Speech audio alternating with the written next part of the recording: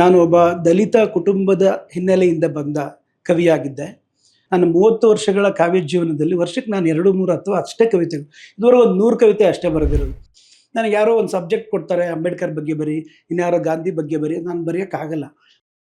ಹೈಸ್ಕೂಲಲ್ಲೇ ನನಗೆ ಆ ಥರದ ಕೆಲವು ಮೇಷ್ಟ್ರುಗಳು ನನ್ನ ಕವಿತೆಯನ್ನು, ನಾನು ಆವಾಗ ಒಂಥರ ಆಶು ಕವಿ ಥರ ನೋಡಿದ್ರ ಬಗ್ಗೆ ಎಲ್ಲ ಕಾವ್ಯವನ್ನು ಕಟ್ಟುವ ಗುಣ ಎಲ್ಲ ಇತ್ತು. ಈ ಪೆನ್ನೆಮ್ಮಿಂದ ಬರೀತಿದ್ದ ದಿನಗಳು ಯಾವುದು ಅದು? ಅದು PUCಯಿಂದನೇ ಕುಸುಮಪ್ರಿಯ ಅಂತ, ಅದು ಹೈಸ್ಕೂಲಲ್ಲೇ ಇಟ್ಕೊಂಡ್ಬಿಟ್ಟಿದ್ದೆ. ಒಂದು ನನಗೆ ಮಲ್ಕೊಳ್ಳೋವಾಗೆಲ್ಲ ಒಂದಿಷ್ಟು ಮಲ್ಲಿಗೆ ಮಗುಗಳನ್ನು ಬಿಡಿಸಿ ಹಾಸಿಗೆ ಮೇಲೆ ಎಲ್ಲ ಹಾಕ್ಕೊಂಡು ಮಲ್ಕೊಳ್ತಾ ಇದ್ದೆ. ಆ ಥರ ತುಂಬ ಅಭಿಮಾನ ಆಯಿತು ನನಗೆ ಹೂವಿನ ಪರಿಮಳಗಳ ಬಗ್ಗೆ.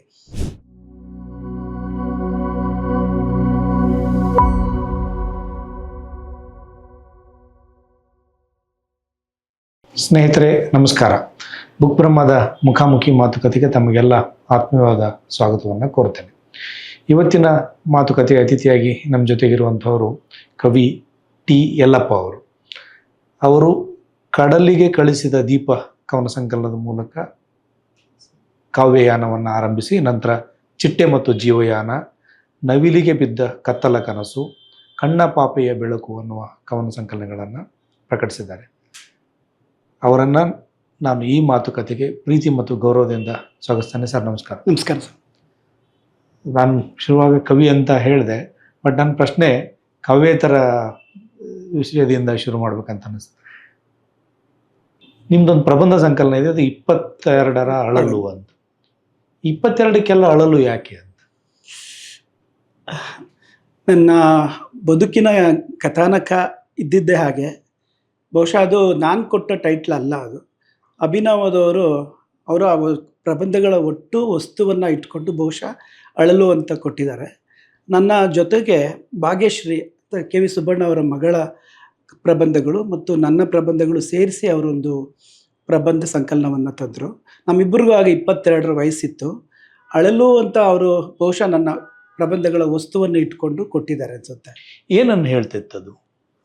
ಅದು ವಿಶೇಷವಾಗಿ ನನ್ನ ಬದುಕಿನ ಕಥಾನಕಗಳನ್ನು ಒಳಗೊಂಡಿತ್ತು. ಬದುಕಿನ ಕಥಾನಕ ಅಂತಂದರೆ, ನಾನು ಒಬ್ಬ ದಲಿತ ಕುಟುಂಬದ ಹಿನ್ನೆಲೆಯಿಂದ ಬಂದ ಕವಿಯಾಗಿದ್ದೆ ಮತ್ತು ಅಲ್ಲಿರುವ ಪ್ರಬಂಧಗಳ ವಸ್ತು ಹಸಿವು, ಬಡತನ, ಅವಮಾನ ಮತ್ತು ಜಾತಿಯ ಕಾರಣದಿಂದ ಶೋಷಣೆಗೆ ಒಳಗಾದ ಮತ್ತು ಊರಿನಿಂದ ಹೊರದೂಡಲ್ಪಟ್ಟ ಸಮುದಾಯ ಒಂದರ ಒಂದು ಅನುಭವಗಳು ಹೆಚ್ಚಾಗಿದ್ದರಿಂದ ಬಹುಶಃ ಅವರು ಅಳಲು ಅನ್ನುವ ಶೀರ್ಷಿಕೆಯನ್ನೇ ಇಟ್ಕೊಂಡು ಮಾಡಿದ್ದಾರೆ ಅಂತ ಅನ್ನಿಸ್ತಾನೆ. ಈ ನಿಮ್ಮ ಪ್ರಬಂಧದ ಗದ್ಯ ಬರವಣಿಗೆ ನಿಮ್ಮ ಕಾವ್ಯದ ಬರವಣಿಗೆಗಿಂತ ಹೇಗೆ ಭಿನ್ನ?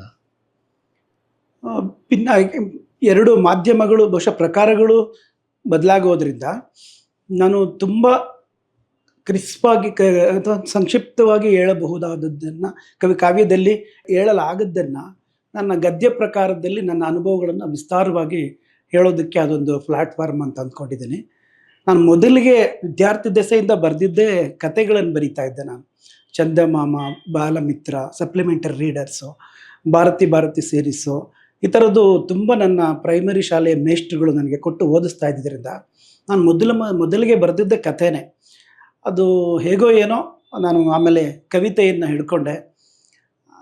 ಹೇಗೆ ಭಿನ್ನ ಅಂತಂದರೆ, ಅಲ್ಲೂ ಕೂಡ ಬಹಳಷ್ಟು ಜನ ಲೇಖಕರು ನಿಮ್ಮ ಕವಿತೆ ಎಷ್ಟೇ ಪ್ರಬಲವಾಗಿ, ನಿಮ್ಮ ಪೊಯಿಟ್ರಿಗಿಂತ ಅಷ್ಟೇ ತುಂಬ ಎಫೆಕ್ಟಿವ್ ಆಗಿ ನಿಮ್ಮ ಗದ್ಯ ಬರಹ ಕೂಡ ತುಂಬ ಪೊಯೆಟಿಕ್ ಆಗಿದೆ ಅಂತ ಹೇಳಿದ್ದಾರೆ.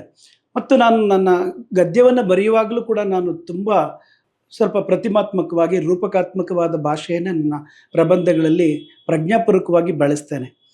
ಅದು ನಾನು ಪ್ರಜ್ಞಾಪೂರ್ವಕವಾಗಿ ಕಂಡುಕೊಂಡಿದ್ದೀನಿ. ನಿಮ್ಮ ಕವಿತೆಯ ವಿಸ್ತರಣೆ ನಿಮ್ಮ ಗದ್ಯದಲ್ಲಿದೆ ಅಂತ ಹೇಳ್ಬೋದಾ? ಹಾಗೆ ಹೇಳೋಕ್ಕಾಗಲ್ಲ ಸರ್. ವಸ್ತುವಿನ ದೃಷ್ಟಿಯಿಂದ ನನ್ನ ಪ್ರಬಂಧಗಳು ಅದರ ಆಚೆಗೆ ಕೂಡ ಹೋಗಿರೋದನ್ನು ನಾನು ಗಮನಿಸ್ತೀನಿ. ಹಾಗಾಗಿ ನನ್ನ ಕವಿತೆಯಲ್ಲೂ ಕೂಡ ನಾನು ಬರೀ ನನ್ನ ಸಮುದಾಯದ ನೋವುಗಳನ್ನೇ ಇಟ್ಕೊಂಡು ನಾನು ಬರೆದಿಲ್ಲ. ಮೊದಲನೇ ಸಂಕಲನದಲ್ಲಿ ಅದು ಸಹಜವಾಗಿ ಆಗಿದೆ. ಆದರೆ ನಾನು ಪ್ರಜ್ಞಾಪೂರ್ವಕವಾಗಿ ಆನಂತರದ ಸಂಕಲನಗಳಲ್ಲಿ ಬದುಕಿನ ಬೇರೆ ಬೇರೆ ಅನುಭವಗಳನ್ನು, ಅದು ಸೌಂದರ್ಯದ ಅನುಭೂತಿ ಆಗಿರ್ಬೋದು, ಸಮಾಜವನ್ನು ನಾನು ಗ್ರಹಿಸಿದ ಅಥವಾ ನಾನು ನೋಡುವ ರೀತಿ ಆಗಿರ್ಬೋದು, ಅಥವಾ ಸಮಾಜದಲ್ಲಿ ನನ್ನ ಹಾಗೆ ನೋವಿಗೆ ಒಳಗಾದ ಸಮುದಾಯದ ನೋವುಗಳು, ಅದು ಥರ್ಡ್ ಜೆಂಡರ್ನ ಅನುಭವಗಳಾಗಿರ್ಬೋದು, ಅಥವಾ ಹೆಣ್ಣು ಮಕ್ಕಳ ಮೇಲೆ ನಡೀತಾ ಇರುವಂಥ ಅತ್ಯಾಚಾರ ಆಗಿರ್ಬೋದು, ಈ ಥರದ ಅನೇಕ ಅನುಭವಗಳನ್ನು ನಾನು ನನ್ನ ಕಾವ್ಯದಲ್ಲಿ ಶೋಧಿಸಿದ್ದೇನೆ. ನನ್ನ ಪ್ರಬಂಧಗಳಲ್ಲಿ ಅಷ್ಟು ಕಾವ್ಯದಲ್ಲಿ ಇದ್ದಷ್ಟು ವಿಸ್ತಾರ ಇಲ್ಲ. ಯಾಕೆ ನಾನು ಬರೆದಿರೋದು ಒಂದು 7-8 10 ಪ್ರಬಂಧಗಳು. ಹಾಗಾಗಿ ಮುಂದಿನ ದಿನಗಳಲ್ಲಿ ನಾನು ಅನೇಕ ಥರದ ವಸ್ತುಗಳನ್ನು ಶೋಧಿಸುವ ಕೆಲಸವನ್ನು ನನ್ನ ಗದ್ಯ ಬರಹದಲ್ಲಿ ಮಾಡಬೇಕು ಅಂತ ಅಂದ್ಕೊಂಡಿದ್ದೆ. ಆಮೇಲೆ ಮತ್ತೆ ಬರಿಬೇಕಂತ ಅನಿಸ್ಲಿಲ್ವಾ? ಇಲ್ಲ, ಇದೆ ಸರ್. ನನಗೆ ಆ ಥರದೊಂದು, ನನಗೆ ಈಗ ಕೆಲಸದ ಒತ್ತಡ ಇರೋದ್ರಿಂದ ನಾನು ಆ ಥರ ಗದ್ಯ ಬರವಣಿಗೆಯಲ್ಲಿ ತೊಡಗಿಲ್ಲ. ನನ್ನ ನಿವೃತ್ತಿಯ ನಂತರ ನನ್ನ ಒಟ್ಟು ಬದುಕಿನ ಅನುಭವಗಳನ್ನು ಒಂದು ಆತ್ಮಕಥಾನಕವಾದ ಬರವಣಿಗೆಯನ್ನು ಕೊಡಬೇಕು ಅಂತ ಅಂದ್ಕೊಂಡಿದ್ದೀನಿ. ಅಂದರೆ ಕವಿತೆ ಬರಲಿಕ್ಕೆ ಹೆಚ್ಚು ಸಮಯ ಬೇಕಾಗಿಲ್ಲ, ಗದ್ಯ ಬರಲಿಕ್ಕೆ ಹೆಚ್ಚು ಸಮಯ ಬೇಕಾಗ್ತದೆ ಅಂತ ಅರ್ಥನ ಅದು? ಅಲ್ಲ, ನಾನು ಕವಿತೆ ವರ್ಷಕ್ಕೆ ಬರೀತಾ, ನನ್ನ 30 ವರ್ಷಗಳ ಕಾವ್ಯ ಜೀವನದಲ್ಲಿ ವರ್ಷಕ್ಕೆ ನಾನು 2-3 ಅಥವಾ ಅಷ್ಟೇ ಕವಿತೆಗಳು, ಇದುವರೆಗೆ ಒಂದು 100 ಕವಿತೆ ಅಷ್ಟೇ ಬರೆದಿರೋದು. ನನಗೆ ಯಾರೋ ಒಂದು ಸಬ್ಜೆಕ್ಟ್ ಕೊಡ್ತಾರೆ, ಅಂಬೇಡ್ಕರ್ ಬಗ್ಗೆ ಬರಿ, ಇನ್ಯಾರೋ ಗಾಂಧಿ ಬಗ್ಗೆ ಬರಿ, ನಾನು ಬರೆಯೋಕ್ಕಾಗಲ್ಲ.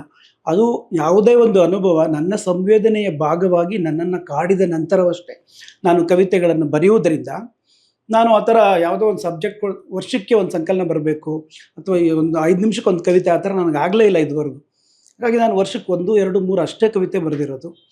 ಹಾಗಾಗಿ ನನಗೆ ಕಾವ್ಯವಾಗಲಿ ಗದ್ಯವಾಗಲಿ ನನ್ನ ಅನುಭವದ ಭಾಗವಾಗಿ, ನನ್ನ ಸಂವೇದನೆಯ ಭಾಗವಾಗಿ ಕಾಡಿದಾಗ, ಅದರ ತೀವ್ರತೆ ನನಗೆ ತಾಕಿದಾಗ ಮಾತ್ರ ಅದು ಪರಿಣಾಮಕಾರಿಯಾಗಿ ಬರಬಲ್ಲದು ಅನ್ನುವ ನಂಬಿಕೆ ಇಟ್ಕೊಂಡಿರೋದ್ರಿಂದ, ನಾನು ಕವಿತೆಗಳ ಅಥವಾ ಪ್ರಬಂಧಗಳ ಸಂಖ್ಯೆಯಲ್ಲಿ ನಂಬಿಕೆ ಇಲ್ಲದೆ ಇರೋದ್ರಿಂದ ನಾನು ಕಾದ್ಬಿಟ್ಟು ಬರಿತೀನಿ ಸರ್. ಈಗ ನೀವು ಕವಿತೆ ಬರೀಲಿಕ್ಕೆ ಆರಂಭ ಮಾಡಿದ್ದು ಕಾಲೇಜು ದಿನಗಳಲ್ಲಿ? ಇಲ್ಲ, ನಾನು ಪ್ರೈಮರಿ ಸ್ಕೂಲಲ್ಲೇ ಬರಿತಾ ಇದ್ದೆ. ಪ್ರೈಮರಿ ಸ್ಕೂಲ್ನಲ್ಲಿ ಬರೆದ ಕವಿತೆಗಳ ವಸ್ತು, ಅದು ಕಥೆ ಹೇಳ್ತಿದ್ರಲ್ಲ, ಚಂದಮಾಮ, ಬಾಲಮಿತ್ರ, ಮಂಗಳ ಥರದ ಕಥೆಗಳ ದಿಂದ ಬರವಣಿಗೆ ಆರಂಭ ಆಯಿತು ಅಂತ ನೀವು ಆಗಲೇ ಪ್ರಸ್ತಾಪ ಮಾಡಿದ್ರಿ. ಅದು ಕವಿತೆಗೆ ಶಿಫ್ಟ್ ಆಗಿದ್ದು ಕೂಡ ಪ್ರೈಮರಿ ಸ್ಕೂಲ್ ದಿನಗಳಲ್ಲೇ? ಹೌದು. ಅದರ ವಿಶೇಷವಾಗಿ ನಾನು 7ನೇ ತರಗತಿ ಮುಗಿಸಿ 8ನೇ ತರಗತಿಗೆ ಕಾಲಿಡುವ ಸಮಯಕ್ಕಾಗಲೇ ತುಂಬ ಕಥೆಗಳನ್ನು ಬರೆದಿದ್ದೆ ಜಾಸ್ತಿ. ಆ ಕಥೆಗಳು ನನ್ನ ಓದಿನ ಹಿನ್ನೆಲೆ, ಚಂದಮಾಮ, ಬಾಲಮಿತ್ರ, ಆ ಥರದ್ದೆಲ್ಲ ತುಂಬ ಒಂಥರ ಫ್ಯಾಂಟಸಿ ಬೇಸ್ಡ್ ಆದಂಥ ಕಥೆಗಳು ಲೋಕ ಇದ್ದಿದ್ದರಿಂದ ನನ್ನ ಕಥೆಗಳಲ್ಲಿ ಆ ಕಂಟೆಂಟ್ ಜಾಸ್ತಿ ಇರ್ತಾ ಇತ್ತು. ಆದರೆ ನನ್ನ ಕವಿತೆಗಳಲ್ಲಿ ಆ ಥರದ ಒಂದು ಫ್ಯಾಂಟಸಿ ಬೇಸ್ಡ್ ಅಂತ ಒಂದು ಕಲ್ಪನಾ ಲೋಕಕ್ಕೆ ಕರೆದುಕೊಂಡು ಹೋಗುವ ಜಗತ್ತಿಲ್ಲ. ಅದು ನನ್ನ ಜೀವನದ ಅನುಭವಗಳನ್ನೇ ಮುಖ್ಯವಾಗಿ ಇಟ್ಕೊಂಡು ನಾನು ಕವಿತೆಯಲ್ಲಿ ಪ್ರಯತ್ನ ಪಟ್ಟೆ. ಹಾಗಾಗಿ ಅದೆರಡಕ್ಕೂ ವ್ಯತ್ಯಾಸ ಇದೆ ಸರ್. ಬಟ್ ನೀವು ಕಾಲೇಜು ದಿನಗಳಲ್ಲಿ ಬಂದಾಗ ಕವಿತೆಯನ್ನು ಗಂಭೀರವಾಗಿ ನಿಮ್ಮ ಅಭಿವ್ಯಕ್ತಿಯ ಆಯ್ಕೆ ಅಂತ ಮಾಡ್ಕೊಂಡು, ಹಾಗೆ ಮಾಡ್ಕೊಳ್ಳಿಕ್ಕೆ ಏನು ಪ್ರಮುಖ ಕಾರಣ ಇತ್ತು? ನನಗೆ ಸ್ವಲ್ಪ ನನ್ನ ಹೈಸ್ಕೂಲಲ್ಲೇ ನನಗೆ ಆ ಥರದ್ದು ಕೆಲವು ಮೇಷ್ಟ್ರುಗಳು ನನ್ನ ಕವಿತೆಯನ್ನು, ನಾನು ಆವಾಗ ಒಂಥರ ಆಶು ಕವಿತರ ನೋಡಿದ್ರ ಬಗ್ಗೆ ಎಲ್ಲ ಕಾವ್ಯವನ್ನು ಕಟ್ಟುವ ಗುಣ ಎಲ್ಲ ಇತ್ತು. ಅದನ್ನು ನೋಡಿ ನನ್ನ ಹೈಸ್ಕೂಲ್ ಮೇಷ್ಟ್ರುಗಳು ಕೆಲವರು ನನಗೆ ಬೆನ್ನು ತಡ್ತಾ ಇದ್ರು. ಸ್ಕೂಲಲ್ಲಿ ಶಾರದಾ ಪೂಜೆ ಆಗಲಿ, ಈ ಥರದ್ದು ಏನನ್ನು ಕುರಿತು ಒಂದು ಸಂದರ್ಭವನ್ನು ಇಟ್ಕೊಂಡೇ ಕವಿತೆಯನ್ನು ಬರೆದ್ಬಿಟ್ಟು ಒಂದು ಕ್ರೇಜ್ ಇತ್ತು ಆವಾಗ. ಆನಂತರ ಕಾಲೇಜಿಗೆ ಸೇರಿದ ನಂತರ ನಾನು ಐಚ್ಛಿಕ ಕನ್ನಡ ವಿಷಯವನ್ನು, ಸಾಹಿತ್ಯವನ್ನು ಅಧ್ಯಯನವಾಗಿ ತೆಗೆದುಕೊಂಡಿದ್ದರಿಂದ ಗಂಭೀರವಾಗಿ ಕವಿಗಳು ಯಾವ ರೀತಿ ಕಾವ್ಯವನ್ನು ಬರಿತಾ ಇದ್ದಾರೆ ಅನ್ನೋ ಒಂದು ನನಗೆ ಪರಿಚಯ, ಬ್ಯಾಕ್ಗ್ರೌಂಡ್ ಕೂಡ ಇದ್ದಿದ್ದರಿಂದ ಅಲ್ಲಿನ ಮೇಷ್ಟ್ರುಗಳು ನನಗೆ ನನ್ನ ಕವಿತೆಯನ್ನು ತಿದ್ದುವ ಕೆಲಸವನ್ನು ಮತ್ತು ನನ್ನ ಅಭಿರುಚಿಗಿಂತ ನನ್ನ ಕವಿತೆಯನ್ನು ವಸ್ತು ಮತ್ತು ಅದರ ಅಭಿವ್ಯಕ್ತಿ ದೃಷ್ಟಿಯಿಂದ ತಿದ್ದುವ ಕೆಲಸವನ್ನು ಮಾಡ್ತಾಯಿದ್ರು.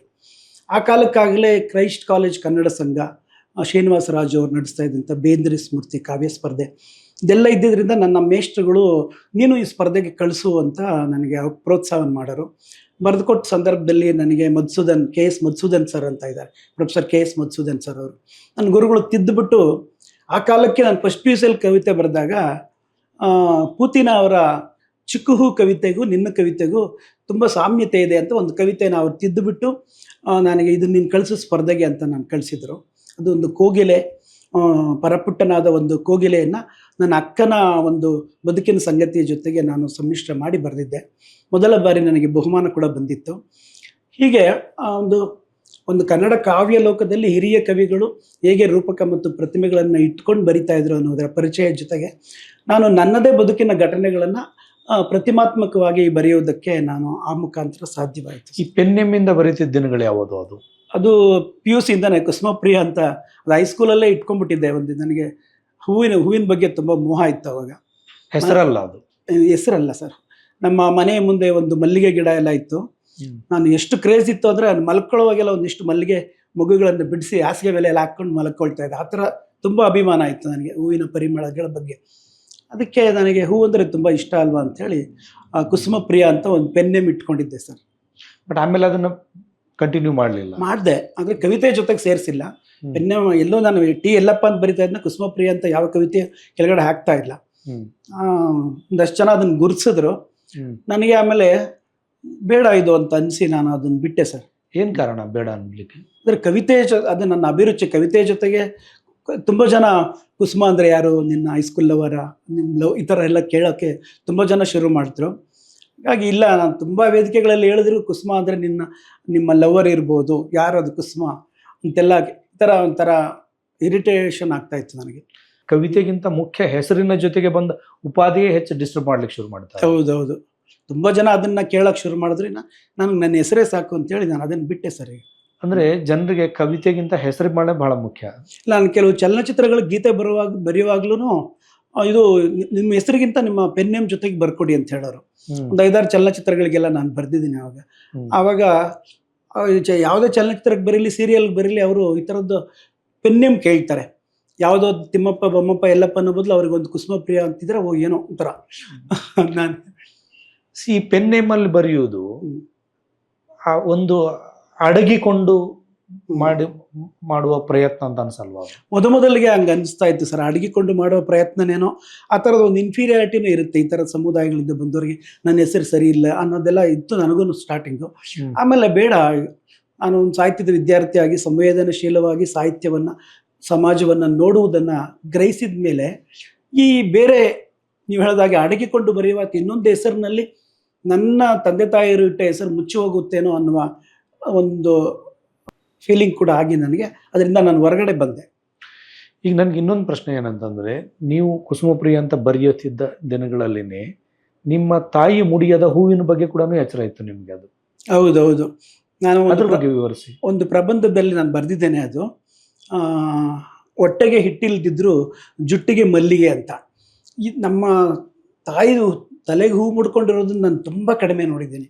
ಯಾವಾಗಲೂ ಬೇರೆಯವರ ಹೊಲ ಗದ್ದೆಗಳಲ್ಲಿ ದುಡಿಯೋಕ್ಕೆ ಹೋಗುವ, ನಾನು ಹುಟ್ಟುವವರೆಗೂ ನಮ್ಮ ತಂದೆ ಬೇರೆಯವರ, ಇದೇ ಆನೇಕಲ್ ತಾಲೂಕು ನಮ್ಮ ತಂದೆದು, ಜೀತಕ್ಕಿದ್ರು ನಮ್ಮ ತಂದೆ. ನಾನು ಹುಟ್ಟುವಾಗುವವರೆಗೂ, ನಾನು 3 ತಿಂಗಳು ಮಗುವಾಗುವವರೆಗೂ ನನ್ನ ತಂದೆ ಆನೇಕಲ್ ತಾಲೂಕಿನ ಎನ್ನಾಗರ ಅಂತಿದೆ, ಅಲ್ಲಿನ ಒಬ್ಬರು ರೆಡ್ಡಿಗಳ ಮನೆಯಲ್ಲಿ ನನ್ನ ತಂದೆ ಜೀತಕ್ಕಿದ್ರು. ಆನಂತರ ನಾನು ಬೆಳೆದು ನಾನು 6-7 ತರಗತಿಗೆ ಸೇರುವವರೆಗೂ ನನ್ನ ತಂದೆ ತಾಯಿಗಳು ಬೇರೆಯವರ ಹೊಲ ಗದ್ದೆಗಳಲ್ಲಿ ದುಡಿತಾ ಇದ್ದದ್ದನ್ನು ನೋಡಿದ್ದೀನಿ. ಹಬ್ಬ ಹರಿದಿನಗಳಲ್ಲೂ ಕೂಡ ನಮ್ಮ ತಾಯಿ ಕುಂಕುಮ ಇಟ್ಕೊಂಡಿದ್ದಾಗಲಿ, ಹೂ ಮುಡ್ಕೊಂಡಿದ್ದಾಗಲಿ, ಸಾಹಸದ ಸಂಭ್ರಮವನ್ನು ನೋಡೇ ಇಲ್ಲ ನಾನು. ಬರೀ ಕಿತ್ತು ತಿನ್ನೋ ಬಡತನ, 6 ಮಕ್ಕಳಿಗೆ ಅವತ್ತಿನ ಊಟಕ್ಕೆ ವಂಚಿಸೋದು, ಈ ಥರದ್ರಲ್ಲೇ ಬಹುಶಃ ನಮ್ಮ ತಂದೆ ತಾಯಿಗಳು ಇದ್ದಿದ್ದರಿಂದ ಹಾಗಾಗಿ ನನಗೆ ಅಮ್ಮನಿಗೆ ಹೂ ಮುಡಿಯೋಕ್ಕೆ ಒಬ್ಬ ಹೆಣ್ಣಾಗಿ ಆಸೆ ಇರುತ್ತೇನೋ. ಆದರೆ ದಿನನಿತ್ಯವೂ ಮಕ್ಕಳನ್ನು ಸಾಕುವ ಕಾಯಕದಲ್ಲಿಯೇ, ದಂದುಗದಲ್ಲೇ ಇರುವಂಥ ಅವರಿಗೆ ಕುಂಕುಮ ಆಗಲಿ, ಬಳೆ ತೊಟ್ಕೊಂಡಿದ್ದಾಗಲಿ, ಹೂ ಮುಡ್ಕೊಂಡಿದ್ದಾಗಲಿ, ಒಂದು ಒಳ್ಳೆ ಸೀರೆ ಉಟ್ಕೊಂಡಿದ್ದಾಗಲಿ ನಾನು ತುಂಬ ವರ್ಷಗಳ ಕಾಲ ನೋಡೇ ಇಲ್ಲ. ಹಾಗಾಗಿ ವೈರುಧ್ಯನೂ ಅನಿಸ್ಬೋದು. ನನ್ನ ತಾಯಿಯ ನಮ್ಮ ಕುಟುಂಬದ ಬದುಕಿಗಿದೆ, ನಾನು ಹೂಗಳ ಹಿಂದೆ ಬಿದ್ದಿದ್ದೀನಿ, ಅದು ತಪ್ಪು ಅಂತೇನು ನನಗೆ ಅನ್ಸೋದಿಲ್ಲ. ಅಲ್ಲ, ಸರಿ ತಪ್ಪಿನ ಪ್ರಶ್ನೆ ಅಲ್ಲ ಅದು. ಸೊ ಅಂದರೆ 2 ಏಕಕಾಲಕ್ಕೆ ಒಂದೇ ಪಿಕ್ಚರ್ನಲ್ಲಿ ಕಾಣಿಸ್ತಾ ಇದ್ದವು ಅಂತ. ಹೌದು, ಅದು ತುಂಬ ವರ್ಷಗಳ ಕಾಲ ಅದೊಂದು ವೈರುಧ್ಯನೇನೋ ನನ್ನನ್ನು ಓದುವವರಿಗೆ ಒಂದು ವೈರುಧ್ಯದ ಹಾಗೇನೋ ಕಾಣಿಸಿರ್ಬೋದು. ನಾನು ಸರ್ಕಾರಿ ಕೆಲಸಕ್ಕೆ ಸೇರಿಕೊಳ್ಳೋವರೆಗೂ ನಮ್ಮ ತಂದೆ ತಾಯಿ ನಮ್ಮನ್ನು ಸಾಕೋದಕ್ಕೋಸ್ಕರನೇ ಬೇರೆಯವರ ಹೊಲ ಗದ್ದೆಗಳಲ್ಲಿ ದುಡಿತಾ ಇದ್ದದ್ದು.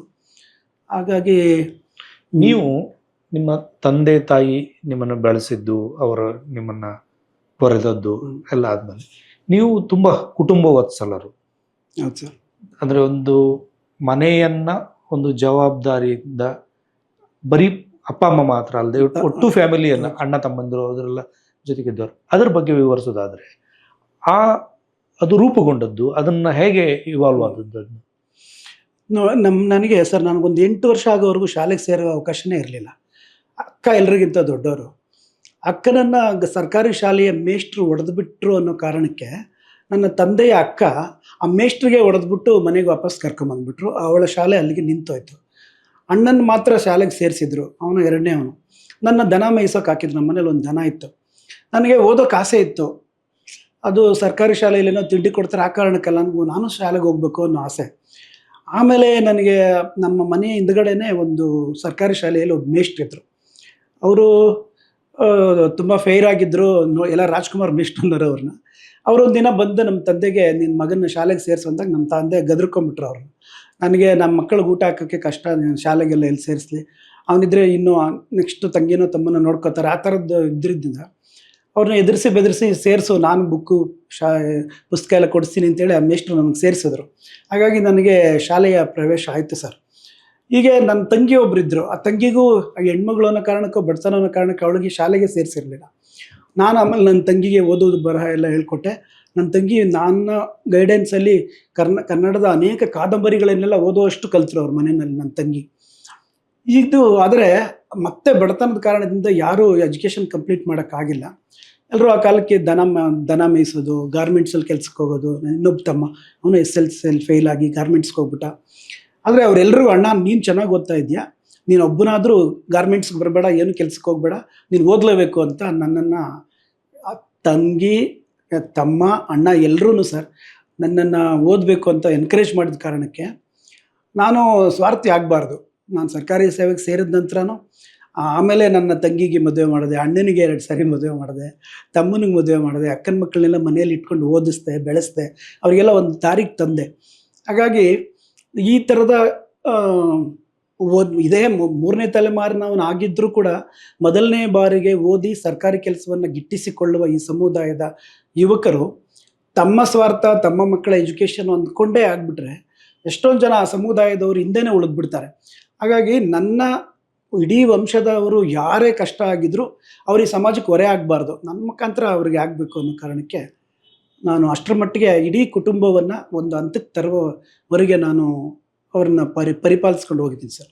ಈ ನನಗೆ ಒಂದು ಸಣ್ಣ ಕುತೂಹಲ ಏನಂದ್ರೆ, ನಿಮ್ಮ ಈ ಕುಟುಂಬ ವತ್ಸಲ ಗುಣ, ನಿಮಗೆ ಈ ಗುಣಕ್ಕೆ ನಿಮ್ಮ ಹೆಂಡತಿಯ ಮಕ್ಕಳ ಖಂಡಿತ ನನ್ನ ಅಕ್ಕನ ಮಗಳನ್ನೇ ಮದುವೆ ಆಗಿರೋದ್ರಿಂದ, ಚಿಕ್ಕಂದಿನಿಂದ ನನ್ನನ್ನು ನಮ್ಮ ತಂದೆ ತಾಯಿಗಳನ್ನು ನೋಡಿದ್ರಿಂದ ನನ್ನ ಶ್ರೀಮತಿ ಯಾವತ್ತೂ ಅದು 50 ಜನ ಮನೆಗೆ ಬಂದರೂ ನಗ್ನಗ್ತಾ ಸಹಿಸ್ಕೊಂಡು ಮತ್ತು 16 ವರ್ಷಗಳಿಂದ ಹಾಸಿಗೆ ಹಿಡಿದಿರೋ ನನ್ನ ತಾಯಿಯನ್ನು ಮಗಳ ಹಾಗೆ ನೋಡ್ಕೊಂಡಿದ್ದಾರೆ, ನಮ್ಮ ತಂದೆಯನ್ನು ನೋಡ್ಕೊಂಡಿದ್ದಾರೆ. ಹಾಗಾಗಿ ನನ್ನ ಎಲ್ಲ ಇಂದಿನ ಸ್ವಲ್ಪ ಮಟ್ಟಿಗಿನ ನಂದೇನಾದರೂ ಈ ಹೊರ ಜಗತ್ತಿಗೆ ಓಡಾಟ ಅಥವಾ ಸಾಧನೆ ಇದ್ದರೆ ಅದಕ್ಕೆಲ್ಲ ನಾನು ನನ್ನ ಶ್ರೀಮತಿಗೆ ಋಣಿಯಾಗಿರ್ಬೇಕು ಸರ್. ನನ್ನ ಶ್ರೀಮತಿ ಗೃಹಿಣಿ, ಹೆಚ್ಚಿಗೆ ಓದಲಿಲ್ಲ, 10ನೇ ಕ್ಲಾಸ್ ಅಷ್ಟೇ. ಆದರೆ ಆಕೆಗೆ ತುಂಬ ನಾಲೆಜ್ ಇದೆ. ಇಂಗ್ಲೀಷ್ ಬರುತ್ತೆ, ಹಿಂದಿ ಬರುತ್ತೆ, ತಮಿಳ್ ಬರುತ್ತೆ, ತೆಲುಗು ಬರುತ್ತೆ. ಈ ಸಮಕಾಲೀನ ಜಗತ್ತಿನ ಎಲ್ಲ ಅನುಭವಗಳನ್ನು ತಿಳ್ಕೊಂಡು ಮತ್ತು ಅದ್ರ ಜೊತೆಗೆ ಸ್ಪಂದಿಸುವ ಒಂದು ತಾಯಿ ಗುಣ ನನ್ನ ಹೆಂಡತಿಗಿರೋದ್ರಿಂದ ಇಡೀ ನನ್ನ ಕುಟುಂಬದ ಎಲ್ಲ ಸದಸ್ಯರನ್ನು ನನ್ನ ತಾಯಿ ಥರನೇ ನಮ್ಮ ಶ್ರೀಮತಿ ನೋಡ್ಕೊಂಡಿರೋದ್ರಿಂದ. ನಿಮ್ಮ ಕವಿತೆಗಳನ್ನು ನಿಮ್ಮ ಮನೆಯವರು ಓದ್ತಾರೆ ಸರ್. ಏನು ರಿಯಾಕ್ಷನ್ ಇರ್ತದೆ ಅದಕ್ಕೆ? ಅವರು ಹೆಚ್ಚಿಗೆ ಕಾವ್ಯವನ್ನು ಓದಿ ಅಭ್ಯಾಸ ಇಲ್ಲ, ಕಾದಂಬರಿಗಳು, ಕಥೆಗಳನ್ನೆಲ್ಲ ಓದ್ತಾರೆ. ಅವರು ನನಗೇನು ಸಜೆಷನ್ಸ್ ಕೊಡೋದಿಲ್ಲ. ಆಗ ನೋಡಿದ್ರೆ ನಾನು ವಿದ್ಯಾರ್ಥಿ ದೆಸೆಯಿಂದ ನನ್ನ ಕವಿತೆಗಳನ್ನು ಓದಿ, ಅಣ್ಣ ನೀನು ಈ ಕವಿತೆಯನ್ನು ಸ್ಪರ್ಧೆಗೆ ಕಳಿಸಿದ್ರೆ ನಿಂಗೆ ಬಹುಮಾನ ಬರುತ್ತೆ ಅನ್ನೋಷ್ಟು ಸಂವೇದನಾಶೀಲವಾಗಿದೆ ನನ್ನ ತಂಗಿ. ನನ್ನ ಹೆಂಡತಿ ನನ್ನ ಗದ್ಯ ಬರಹಗಳನ್ನು ಓದಿ ಎನ್ಕರೇಜ್ ಮಾಡ್ತಾರೆ ನನಗೆ. ಅವರ ಫ್ರೆಂಡ್ಸ್ ಗ್ರೂಪಲ್ಲೆಲ್ಲ ನನ್ನ ಕವಿತೆಗಳನ್ನು, ನನ್ನ ಪ್ರಬಂಧಗಳನ್ನು ಶೇರ್ ಮಾಡುವುದರ ಮುಖಾಂತರ ನಮ್ಮ ಯಜಮಾನರು ಕವಿ ಅಂತ ಹೇಳ್ಕೊಳ್ಳೋದಕ್ಕೆ ಅವ್ರಿಗೆ ತುಂಬ ಹೆಮ್ಮೆ. ಈಗ ನೀವು ಕಾಲೇಜು ದಿನಗಳಲ್ಲಿ ಸ್ಪರ್ಧೆಯ ಮೂಲಕ ಒಂದು ರಿಕಗ್ನೇಷನ್ ಬಂದು ಕವಿತೆಯನ್ನು ಮುಂದುವರಿಸಿದ್ರಿ. ಸ್ಪರ್ಧೆಗಾಗಿ ಕವಿತೆ ಬರೆಯುವುದು ಅಂತ ಇರ್ತದ? ನಾನು ಆ ರೀತಿ ಅವಾಗ ಬರಿತಾ ಇರಲಿಲ್ಲ ಸರ್. ನಾನು ಬರೆದಿದ್ರಲ್ಲಿ ಕ್ರೈಸ್ಟ್ ಕಾಲೇಜ್ ಕಳಿಸುವಾಗ ನಾನು ಬರೆದಿದ್ದ ಕವಿತೆ ಎಲ್ಲ ಯಾವುದೋ ಒಂದು ಮೇಷ್ಟ್ರು ನಮ್ಮ ಗುರುಗಳು ಒಂದನ್ನು ಸೆಲೆಕ್ಟ್ ಮಾಡಿ ಕಳಿಸೋರು, ನನಗೆ ಬರ್ತಾ ಇತ್ತು. ಆದರೆ ಈಗೆಲ್ಲ ಒಂದು ಟ್ರೆಂಡ್ ಇದೆಯಲ್ಲ, ಸ್ಪರ್ಧೆಗೋಸ್ಕರ ಕವಿತೆ ಬರೆಯೋದು, ಸ್ಪರ್ಧೆಗೋಸ್ಕರ ಕತೆ ಬರೆಯೋದು, ಆ ಥರದ ಮೈಂಡ್ ನನಗೆ ಯಾವತ್ತೂ ಇರಲಿಲ್ಲ. ಇದರಲ್ಲಿ ಚೆನ್ನಾಗಿದೆ, ಇದೊಂದು ಕಳಿಸು ಅಂತ ನಮ್ಮ ಗುರುಗಳು ಆಯ್ಕೆ ಮಾಡಿಕೊಡೋರು. ನನಗೆ ಸತತವಾಗಿ 7 ಸಲ ಆ ಕ್ರೈಸ್ಟ್ ಕಾಲೇಜ್ ಕನ್ನಡ ಸಂಘ ನಡೆಸ್ತಾ ಇದ್ದಂಥ ರಾಷ್ಟ್ರೀಯ ಕಾವ್ಯ ಸ್ಪರ್ಧೆಯಲ್ಲಿ ಬಹುಮಾನ ಬರ್ತಾ ಇತ್ತು. ನನಗೆ ಬಂದ ಪ್ರಶಸ್ತಿಗಳ ಸಂದರ್ಭದಲ್ಲಿಯೂ ನನ್ನ ಕೃತಿನ ಕಳಿಸ್ಕೊಟ್ಟಿದ್ದಿಲ್ಲ. ಅವರು ಯಾರೋ ನನ್ನ ಗುರುಗಳು ರೆಫರ್ ಮಾಡಿ ಅದನ್ನು ಹೇಳ್ತಾ ಇದ್ರು, ನನಗೆ ಪ್ರಶಸ್ತಿ ಬರ್ತಾ ಇತ್ತು. ಹಾಗಾಗಿ ನನಗೆ ಇನ್ನೊಂದೇನೆಂದರೆ, ನೀವು ಕ್ರೈಸ್ತ ಕಾಲೇಜಿನಲ್ಲಿ ಬಹುಮಾನ ಪಡೆದ ದಿನಗಳಲ್ಲಿ ಆ ದಿನಗಳನ್ನು ನೆನಪು ಮಾಡ್ಕೊಳ್ಳೋದಾದರೆ ಮತ್ತು ಅದು ನಿಮ್ಮನ್ನು ಹೇಗೆ ನಿಮ್ಮ ಕಾವ್ಯ ಕಟ್ಟುವ ಕಸುಬುದಾರಿಕೆಯನ್ನು ಹೇಗೆ ರೂಪಿಸ್ತು ಮತ್ತು ಅಲ್ಲಿನ ಒಡನಾಟ, ಮೇಷ್ಟ್ರ ಒಡನಾಟ, ರಾಜು ಮೇಷ್ಟ್ರ ಒಡನಾಟ, ಅದ್ರ ಬಗ್ಗೆ ಒಂದಿಷ್ಟು ನೆನಪು ಮಾಡ್ಕೊಂಡು. ಇದು ಬಹಳ ಮುಖ್ಯವಾಗಿ ಪ್ರತಿ ವರ್ಷ ಬಹುಮಾನ ಪಡೆದ ಕವಿಗಳ ಕವಿತಾ ಸಂಕಲನಗಳನ್ನು ತರ್ತಾ ಇದ್ರು. ಜೊತೆಗೆ ಆ ವರ್ಷ ಬಹುಮಾನ ಪಡೆದ 10-15 ಕವಿಗಳನ್ನು ಕನ್ನಡದ ಆ ಕಾಲದ ಸಮಕಾಲೀನ ಕನ್ನಡದ ಪ್ರಸಿದ್ಧವಾದ ಕವಿಯೊಬ್ಬರ ಮನೆಗೆ ನಮ್ಮನ್ನು ಕರ್ಕೊಂಡು ಹೋಗಿ ಅಲ್ಲಿ ಬಹುಮಾನ ಅವ್ರ ಕೈಯಿಂದನೇ ಕೊಡಿಸಿ ಬಹುಮಾನ ಪಡೆದ ನಮ್ಮ ಕವಿತೆಯನ್ನು ಅವರ ಮುಂದೆ ನಾವು ಓದಿ ಹೇಳೋದಕ್ಕೆ ಅವಕಾಶ ಕೊಡಿಸ್ತಾ ಇದ್ರು. ಮತ್ತು ಅವರು ನಮ್ಮ ಕವಿತೆಗೆ ಪ್ರತಿಕ್ರಿಯೆಯನ್ನು ಕೊಡ್ತಾ ಇದ್ರು. ಹಾಗೆ ಗೋಪಾಲಕೃಷ್ಣ ಅಡಿಗರ ಮನೆ, ಪೂತಿನ ಅವ್ರ ಮನೆ, ಯಶವಂತ್ ಚಿತ್ತಾಲರ ಮನೆಗೆ, ಶಿವರಾಮ್ ಕಾರಂತರ ಮನೆ, ಈ ಥರದ ಆ ಕಾಲದ ಎಲ್ಲ ಪ್ರಸಿದ್ಧ ಕವಿಗಳ ಮನೆಗೆ ಹೋಗುವ ಅವಕಾಶ ನನಗೆ ಸಿಕ್ತು. ಜೊತೆಗೆ ಇಡೀ ಭಾರತದಾದ್ಯಂತ ವಿಶ್ವವಿದ್ಯಾಲಯದ ಕಾಲೇಜಿನ ಮಕ್ಕಳು ಕವಿಗಳು ಆ ಕಾವ್ಯ ಸ್ಪರ್ಧೆಯಲ್ಲಿ ಭಾಗವಹಿಸ್ತಾ ಇದ್ದರಿಂದ, ಅದು ಒಟ್ಟಿಗೆ ಪುಸ್ತಕ ರೂಪದಲ್ಲಿ ಬರಿತಾ ಇದ್ದರಿಂದ ಒಂದು ವಸ್ತುವನ್ನು ಹೇಗೆ ಈ ನಾಡಿನ ಬೇರೆ ಬೇರೆ ಕವಿಗಳು ನೋಡ್ತಾ ಇದ್ದಾರೆ, ನಾನು ಮುಂದಿನ ಸಲ ನನ್ನ ಕವಿತೆಯನ್ನು ಬರೀಬೇಕಾದ್ರೆ ಯಾವ ರೂಪಕಗಳನ್ನು ಪ್ರತಿಮೆಗಳನ್ನು ಬಳಸಬೇಕು, ನನಗಿಂತ ಇದು ಹೇಗೆ ಭಿನ್ನವಾಗಿ ಇವರು ಬರಿತಾ ಇದ್ದಾರೆ ಅಂತ ಒಂದು ಕಂಪ್ಯಾರಿಟಿವ್ ಆಗಿ ನನ್ನ ಕಾವ್ಯವನ್ನು ನನ್ನ ಸಮಕಾಲೀನ ಕನ್ನಡ ಕವಿಗಳ ಜೊತೆಗೆ ಕಂಪೇರ್ ಮಾಡಿಕೊಳ್ಳುವ ಒಂದು ತುಲನೆ ಮಾಡಿಕೊಳ್ಳುವ ಒಂದು ದೊಡ್ಡ ಅವಕಾಶ. ಹಾಗಾಗಿ ಒಂದು ಕಾವ್ಯವನ್ನು ತುಂಬ ಪ್ರೀತಿಯಿಂದ ಒಂದು ಅನುಭವಿಸುವ, ಆಸ್ವಾದಿಸುವ ಒಂದು ಲೋಕವನ್ನು ನಮಗೆ ಅದು ತೆರೆದುಕೊಡುತ್ತೆ ಸರ್. ಹಾಗಾಗಿ ಆ ಕವಿಗಳ ಕಾವ್ಯವನ್ನು ಓದುವ ಒಂದು ಅಭಿರುಚಿಯನ್ನು ಕೂಡ ನಮಗೆ ಆ ಸಂದರ್ಭದಲ್ಲಿ ಈ ಕಾವ್ಯ ಸ್ಪರ್ಧೆ ಒದಗಿಸ್ಕೊಡ್ತು. ರಾಜು ಮೇಷ್ಟ್ರ ಬಗ್ಗೆ ಶ್ರೀನಿವಾಸರಾಜು ಸರ್ ನನ್ನಂಥ ಮತ್ತು ಅನೇಕ ಜನ ನಮ್ಮ ಈಗ ಕನ್ನಡ ಸಾಹಿತ್ಯ ಕಾವ್ಯ ಪರಂಪರೆಯಲ್ಲಿ ದೊಡ್ಡ ಒಂದು ಅದು ಎಂ ಆರ್ ಕಮಲಾ ಇರ್ಬೋದು, ಪ್ರತಿಭಾನಂದ ಕುಮಾರ್ ಇರ್ಬೋದು, ಈ ಥರ ಅನೇಕ ನಮ್ಮ ಊರಿಗೆ ಅನೇಕ ಕವಿಗಳು ಆ ಕಾವ್ಯ ಸ್ಪರ್ಧೆ ಮುಖಾಂತರ ಬಂದಿದ್ದಾರೆ. ಹಾಗಾಗಿ ರಾಜು ಮೇಷ್ಟ್ರು ನನಗೆ ತುಂಬ ಎನ್ಕರೇಜ್ ಮಾಡೋರು, ಬೆನ್ತಟ್ಟರು. ನಾವು ತುಂಬ ಸೈಲೆಂಟಾಗಿದ್ದು ಹೆಗಲ ಮೇಲೆ ಒಂದು ಕೈಯನ್ನು ಹಾಕಿ ನೇವರಿಸಿ HSR ಗುರುಗಳಿಗೆ, ಅಭಿನವ ರವಿಕುಮಾರ್ ಅವರಿಗೆ ಮುಂದಿನ ನನ್ನ ಯಲ್ಲಪ್ಪ ಅವರ ಸಂಕಲನವನ್ನು ನೀವೇ ತರಬೇಕು ಅಂತ ಕೂಡ ಅಭಿನವ್ ಅವರಿಗೆ ಹೇಳಿದರು. ಆದರೆ ಆ ಸಂಕಲನ ಬರೋಷ್ಟರಲ್ಲಿ ರಾಜು ಮೇಷ್ಟ್ರು ನಿರ್ಗಮನ ಹಾಕಿದ್ರು. ಹಾಗಾಗಿ ಅದನ್ನು ಆ ಮಾತನ್ನು ಗಮನದಲ್ಲಿ ಇಟ್ಕೊಂಡೆ ಅಭಿನವಾದ ರವಿಕುಮಾರ್ ಅವರು ನನ್ನ ಚಿಟ್ಟೆ ಮತ್ತು ಜೀವಯಾನ ಸಂಕಲನವನ್ನು ಹೊರತಂದರು. ಆ ಸಂಕಲನ 1 ತಿಂಗಳಲ್ಲಿ 3 ಮುದ್ರಣ ಆಗಿತ್ತು ಸರ್, ಚಿಟ್ಟೆ ಮತ್ತು ಜೀವಯಾನ ಅನ್ನುವ ಸಂಕಲನ. ಹಾಗಾಗಿ ಗದ್ಯ ಬರಹ ನಿಂದು ತುಂಬ ಚೆನ್ನಾಗಿದೆ ಅಂತ ನಾನು ಮೊದಲಿಗೆ ಪ್ರೈಸ್ ಬಂದಿದ್ದು ನನ್ನ ಬಾಲ್ಯದ ಅನುಭವಗಳು ಅಂತ ಕ್ರೈಸ್ಟ್ ಕಾಲೇಜ್ನವರು ಆನಕರು ನೆನಪಿನ ಒಂದು ಪ್ರಬಂಧ ಸ್ಪರ್ಧೆಯನ್ನು ಮಾಡ್ತಾಯಿದ್ರು. ನಾನು ಫಸ್ಟ್ PUC ಯಲ್ಲಿದ್ದಾಗ ಮೊದಲು ಬಹುಮಾನ ಬಂದಿದ್ದೆ ನನಗೆ ಅದರಲ್ಲಿ. ಹಾಗಾಗಿ ನಿನ್ನ ಗದ್ಯ ಬರಹ ತುಂಬ ಚೆನ್ನಾಗಿದೆಯಪ್ಪ, ನಿನ್ನ ಅನುಭವಗಳನ್ನು ನಿನ್ನ ಪುಸ್ತಕ ರೂಪದಲ್ಲಿ ಬರೀ ಅಂತ ಮೇಷ್ಟ್ರು ಹೇಳ್ತಾಯಿದ್ರು. ಆನಂತರ ಕೂಡ ನಾನು ಪ್ರಬಂಧಗಳನ್ನು ಬರೆಯೋಕ್ಕೆ ಶುರು ಮಾಡಿದೆ. ನನ್ನ 22 ಅಳಲು ಸಂಕಲನದಲ್ಲಿ ಕೆಲವು ಇರೋ ಪ್ರಬಂಧಗಳ ಬರವಣಿಗೆಗೆ ನಮ್ಮ ರಾಜು ಮೇಷ್ಟ್ರ ಸಲಹೆ ಕೂಡ ನನಗೆ ಇದೆ ಸರ್. ಈಗ ನಿಮ್ಮ ಮೊದಲ ಸಂಕಲನ ಕಡಲಿಗೆ ಕಳಿಸಿದ ದೀಪ, ಏನದು ಹಂಗಂದ್ರೆ? ನನಗೆ ಅದು ತುಂಬ ಜನ ನೀವೇನು ಕಡಲ ತೀರದ ಕವಿನ, ನೀವ್ಯಾಕೆ ಕಡಲಿಗೆ ಕಳಿಸಿದ ದೀಪ ಅಂತೆಲ್ಲ ಈ ಥರದ ಪ್ರಶ್ನೆಗಳನ್ನು ಕೇಳಿದ್ರು. ಆಮೇಲೆ ಕೆಲವರು ಸ್ನೇಹಿತರು ನಕ್ಕಿದ್ರು ಕೂಡ, ಕಡಲಿಗೆ ದೀಪ ಕಳಿಸಿದ್ರೆ ಅದು ಆರೋಗೋದಿಲ್ವಾ, ಹುಚ್ಚುತನ ಇರ್ಬೋದು, ಆ ರೂಪಕನೇ ಸರಿ ಇಲ್ಲ. ನನಗೆ ಆವಾಗ ಇದ್ದಿದ್ದು ಇಡೀ ಒಂದು ಕನ್ನಡ ಕಾವ್ಯ ಲೋಕ ಅಥವಾ ಸಾಹಿತ್ಯ ಲೋಕ ಅನ್ನೋ ಒಂದು ಕಡಲು, ನನ್ನ ಕವಿತೆ ಅಂತೂ ಒಂದು ಹಣತೆ, ಒಂದು ದೀಪವನ್ನು ನಾನು ಕಳಿಸ್ತಾ ಇದ್ದೀನಿ. ಆ ಥರದ ಒಂದು ರೂಪಕಾತ್ಮಕವಾಗಿ ನಾನು ಅದನ್ನು ಬರೆದಿದ್ದು ಸರ್. ಆ ಒಂದು ಕವಿತೆಗೆ ನನಗೆ ಕ್ರೈಸ್ಟ್ ಕಾಲೇಜಲ್ಲಿ ಬಹುಮಾನ ಕೂಡ ಬಂದಿತ್ತು. ಅದಕ್ಕೆ ಅದೇ ಶೀರ್ಷಿಕೆಯನ್ನು ಸಂಚಯದ ಪ್ರಹ್ಲಾದ್ ಅವರು ಆ ಶೀರ್ಷಿಕೆಯನ್ನು ಆಯ್ಕೆ ಮಾಡಿ ಅದನ್ನು ಇಟ್ಟಿದ್ರು. ಈ ಕವಿತೆಗಳು ಹರೆಯದ ದಿನಗಳಲ್ಲಿ ಬರೆದ ಕವಿತೆಗಳು, ಕವಿಯೊಬ್ಬ ಸಹಜವಾಗಿಯೇ ತನ್ನ ವಯಸ್ಸಿಗೆ ಅನುಗುಣವಾಗಿ ಬರೆದ ಕವಿತೆಗಳು, ಆ ಥರದ ಕವಿತೆಗಳಿವೆ ಇದರಲ್ಲಿ. ಸೊ ಅದರ ಆಚೆಗೆ ಅದರ ಬಗ್ಗೆ ಹೇಳೋದಾದ್ರೆ ಏನನ್ನು ಹೇಳ್ತಾರೆ ಆ ಕವಿತೆಗಳ ಆ ಕವಿತೆಗಳ ರಚನೆಯ ಸ್ವರೂಪದ ಬಗ್ಗೆ ಹೇಳೋದಾದ್ರೆ? ಈಗ ಅಲ್ಲಿ ಹಸಿ ಹಸಿಯಾದಂತ ಹೇಳಲ್ಲ ನಾನು, ತಾಜಾ ಅಂತ ಹೇಳಬಹುದಾದ ಅನುಭವಗಳನ್ನ ಪದಗಳಲ್ಲಿ ಹಿಡಿದಿಡುವ ಒಂದು ಪ್ರಯತ್ನ ಕಾಣಿಸ್ತದೆ. ಈ ಸಂಕಲನ ಬರುವಷ್ಟರಲ್ಲಿ ನಾನು ಅದಕ್ಕೂ ಮೊದಲು 20 ವರ್ಷಗಳ ಮೊದಲೇ ನಾನು ಕವಿತೆ ನನ್ನ ವಿದ್ಯಾರ್ಥಿ ದೆಸೆಯಿಂದಲೇ ಕವಿತೆ ಬರೆದು ಕಾವ್ಯಲೋಕದಲ್ಲಿ ಗುರುತಿಸ್ಕೊಂಡಿದ್ದೆ. ಆದರೆ ಈ ಸಂಕಲನ ಬರೋದಕ್ಕೆ 20 ವರ್ಷಗಳಷ್ಟು ತಡ ಮಾಡಿದ್ದೆ ನಾನು. ಯಾಕೆ ತಡ ಮಾಡಿದ್ದೆ ಅಂತಂದರೆ, ಕಾವ್ಯ ಸಂಕಲನ ತರುವಷ್ಟು ಚೆನ್ನಾಗಿಲ್ಲ ನನ್ನ ಕವಿತೆ, ಇನ್ನೂ ಒಳ್ಳೆಯ ಕವಿತೆಗಳನ್ನು ಬರೀಬೇಕು ಅನ್ನುವ ಒಂದು ಇನ್ಫೀರಿಯಾರಿಟಿ ನನಗಿದ್ದರಿಂದ 20 ವರ್ಷ ನಾನು ತಡ ಮಾಡಿದ್ದೆ.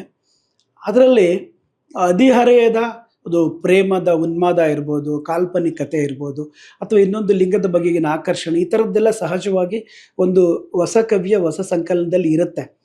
ನನ್ನ ಕವಿತೆ ಮೊದಲ ಕವನ ಸಂಕಲನದಲ್ಲಿ ಆ ಥರದ ಕವಿತೆಗಳು ಕಡಿಮೆ ಇದೆ, 1-2 ಕೂಡ ಇಲ್ವೋ ಏನೋ ಅಂದ್ಕೋತೀನಿ.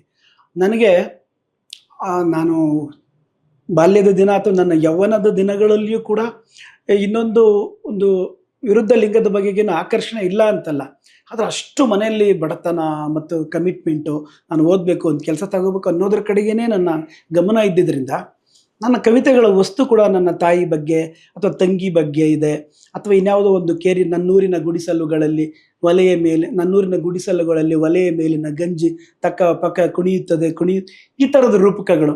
ಹಾಗೆಯೇ ನನ್ನ ಸಮುದಾಯದ ನೋವುಗಳು, ನಲಿವುಗಳು ಇದೆಲ್ಲವೂ ನನಗೆ ಗೊತ್ತಾಗದ ಹಾಗೆ ನನ್ನ ಕವಿತೆಗಳಲ್ಲಿ ಬಂದು ಸೇರಿಕೊಂಡಿದೆ. ಹಾಗಾಗಿ ಆ ಥರದ ಒಂದು ರಮ್ಯವಾದ ಭಾವಗಳ ಕೊರತೆ ನನ್ನ ಮೊದಲ ಸಂಕಲನದಲ್ಲಿ ಕೂಡ ಇದೆ. ಅದನ್ನ ಕೊರತೆ ಅಂತ ಹೇಳಲಿಕ್ಕಾಗಲ್ಲ. ನೀವು ಬರೀಲಿಕ್ಕೆ ಶುರು ಮಾಡೋ ಹೊತ್ತಿಗಾಗಲೇನೆ ದಲಿತ ಬಂಡಾಯದ ಕಾವು ಸ್ವಲ್ಪ ಕಡಿಮೆ ಆಗ್ತಾ, ನವ್ಯದ ಛಾಪು ಕೂಡ ಹಿಂದಕ್ಕೆ ಸರಿದಿದೆ. ಅವೆರಡರ ಬ್ಲೆಂಡಿಂಗ್ ಇರುವ ಒಂಥರದ ಆಲೋಚನಾ ಕ್ರಮ ಆ ಕವಿತೆಗಳಲ್ಲಿ ಕಾಣಿಸ್ತದೆ. ಈ ಕಳೆದು ಹೋದವನ ಹಾಡು ಇದೆಯಲ್ಲ, ಅದು ಏನನ್ನು ಕಳ್ಕೊಂಡಿದ್ದವನು? ಅದು ಆಕ್ಚುಲಿ ಕಳೆದು ಹೋದವನ ಹಾಡು ಅಂದರೆ ನನಗೆ ನನ್ನ ಒಬ್ಬ ಗೆಳೆಯ, ಆತ್ಮೀಯವಾದ ಗೆಳೆಯ ಒಬ್ಬ, ಅವನು ಆಕ್ಸಿಡೆಂಟಲ್ಲಿ ತೀರಿ ಹೋದ ಸರ್. ಅವನು ಅದನ್ನು ಬ್ಯಾಕ್ಗ್ರೌಂಡಲ್ಲಿ ಇಟ್ಕೊಂಡು ಬರ್ದದ್ದು. ಅದ್ರ ಬಿಟ್ಟರೆ ಅದಕ್ಕೆ ಆ ಥರದ ಒಂದು ವಿಶೇಷವಾದ ಏನೂ ಇಲ್ಲ. ನೀವು ಏನನ್ನ ಕಳ್ಕೊಂಡಿದ್ರೆ ಅದನ್ನೇನು ಹುಡುಕ್ತಾ ಇರುವ ಹಾಡಲ್ಲ? ಇಲ್ಲ ಸರ್, ಅದು ನನ್ನ ಆತ್ಮೀಯ ಗೆಳೆಯನೊಬ್ಬನ ಅಕಾಲಿಕ ಸಾವಿನ ನೋವು ಕಾಡಿದ್ರಿಂದ ಅದನ್ನು ಬರೆದಿದ್ದೆ ಇದು. ಬಟ್ ನಿಮ್ಮ ಆರಂಭದ ಮೊದಲ ಸಂಕಲನದಲ್ಲಿ ಪಂಪನ ಕೃತಿಯನ್ನು ಆಧರಿಸಿ ಬರೆದ ಕವಿತೆ ಇದೆ. ಹಾಗಾದರೆ ಅದಾಗಲೇ ನಾನು MA ಮುಗಿಸಿದ್ದೆ. MA ಓದುವಾಗ ನನಗೆ ಪಂಪ ಒಂದು ಅಧ್ಯಯನ, ಪಂಪನನ್ನು ವಿಶೇಷವಾಗಿ ಅಧ್ಯಯನ ಮಾಡುವ ಒಂದು ಪತ್ರಿಕೆ ಇತ್ತು. ಹಂಪ ನಾಗರಾಜಯ್ಯ ಅವರು ನನ್ನ ಗುರುಗಳು ಬಹಳ ಸೊಗಸಾಗಿ ಆದಿಪುರಾಣವನ್ನು ಪಾಠ ಮಾಡ್ತಾಯಿದ್ರು. ಅದು ಆದಿಪುರಾಣದಲ್ಲಿ ಶ್ರೀಮತಿ ಮತ್ತು ವಜ್ರಜಂಗರ ಪ್ರಸಂಗವನ್ನು ಬಹಳ ಸ್ವಾರಸ್ಯಕರವಾಗಿ ಅವರು ಪಾಠ ಮಾಡಿದ್ರು. ಆಮೇಲೆ ಅದನ್ನು ನಾನು ಅದ್ರ ಬಗ್ಗೆ ಕವಿತೆ ಬರೆದು ಹಂಪನ ಗುರುಗಳಿಗೆ ತೋರಿಸಿದ್ಮೇಲೆ ಅವ್ರಿಗೆ ತುಂಬ ಇಷ್ಟ ಆಗಿತ್ತು. ಅವರು GS ಶಿವರುದ್ರಪ್ಪ ಅವ್ರ ಜೊತೆ ಕರ್ಕೊಂಡು ನನ್ನನ್ನು ಕೂರಿಸ್ಕೊಂಡು ಅನೇಕ ಕಡೆ ಈ ಕವಿತೆಯನ್ನು ಓದಿಸಿದ್ದಾರೆ.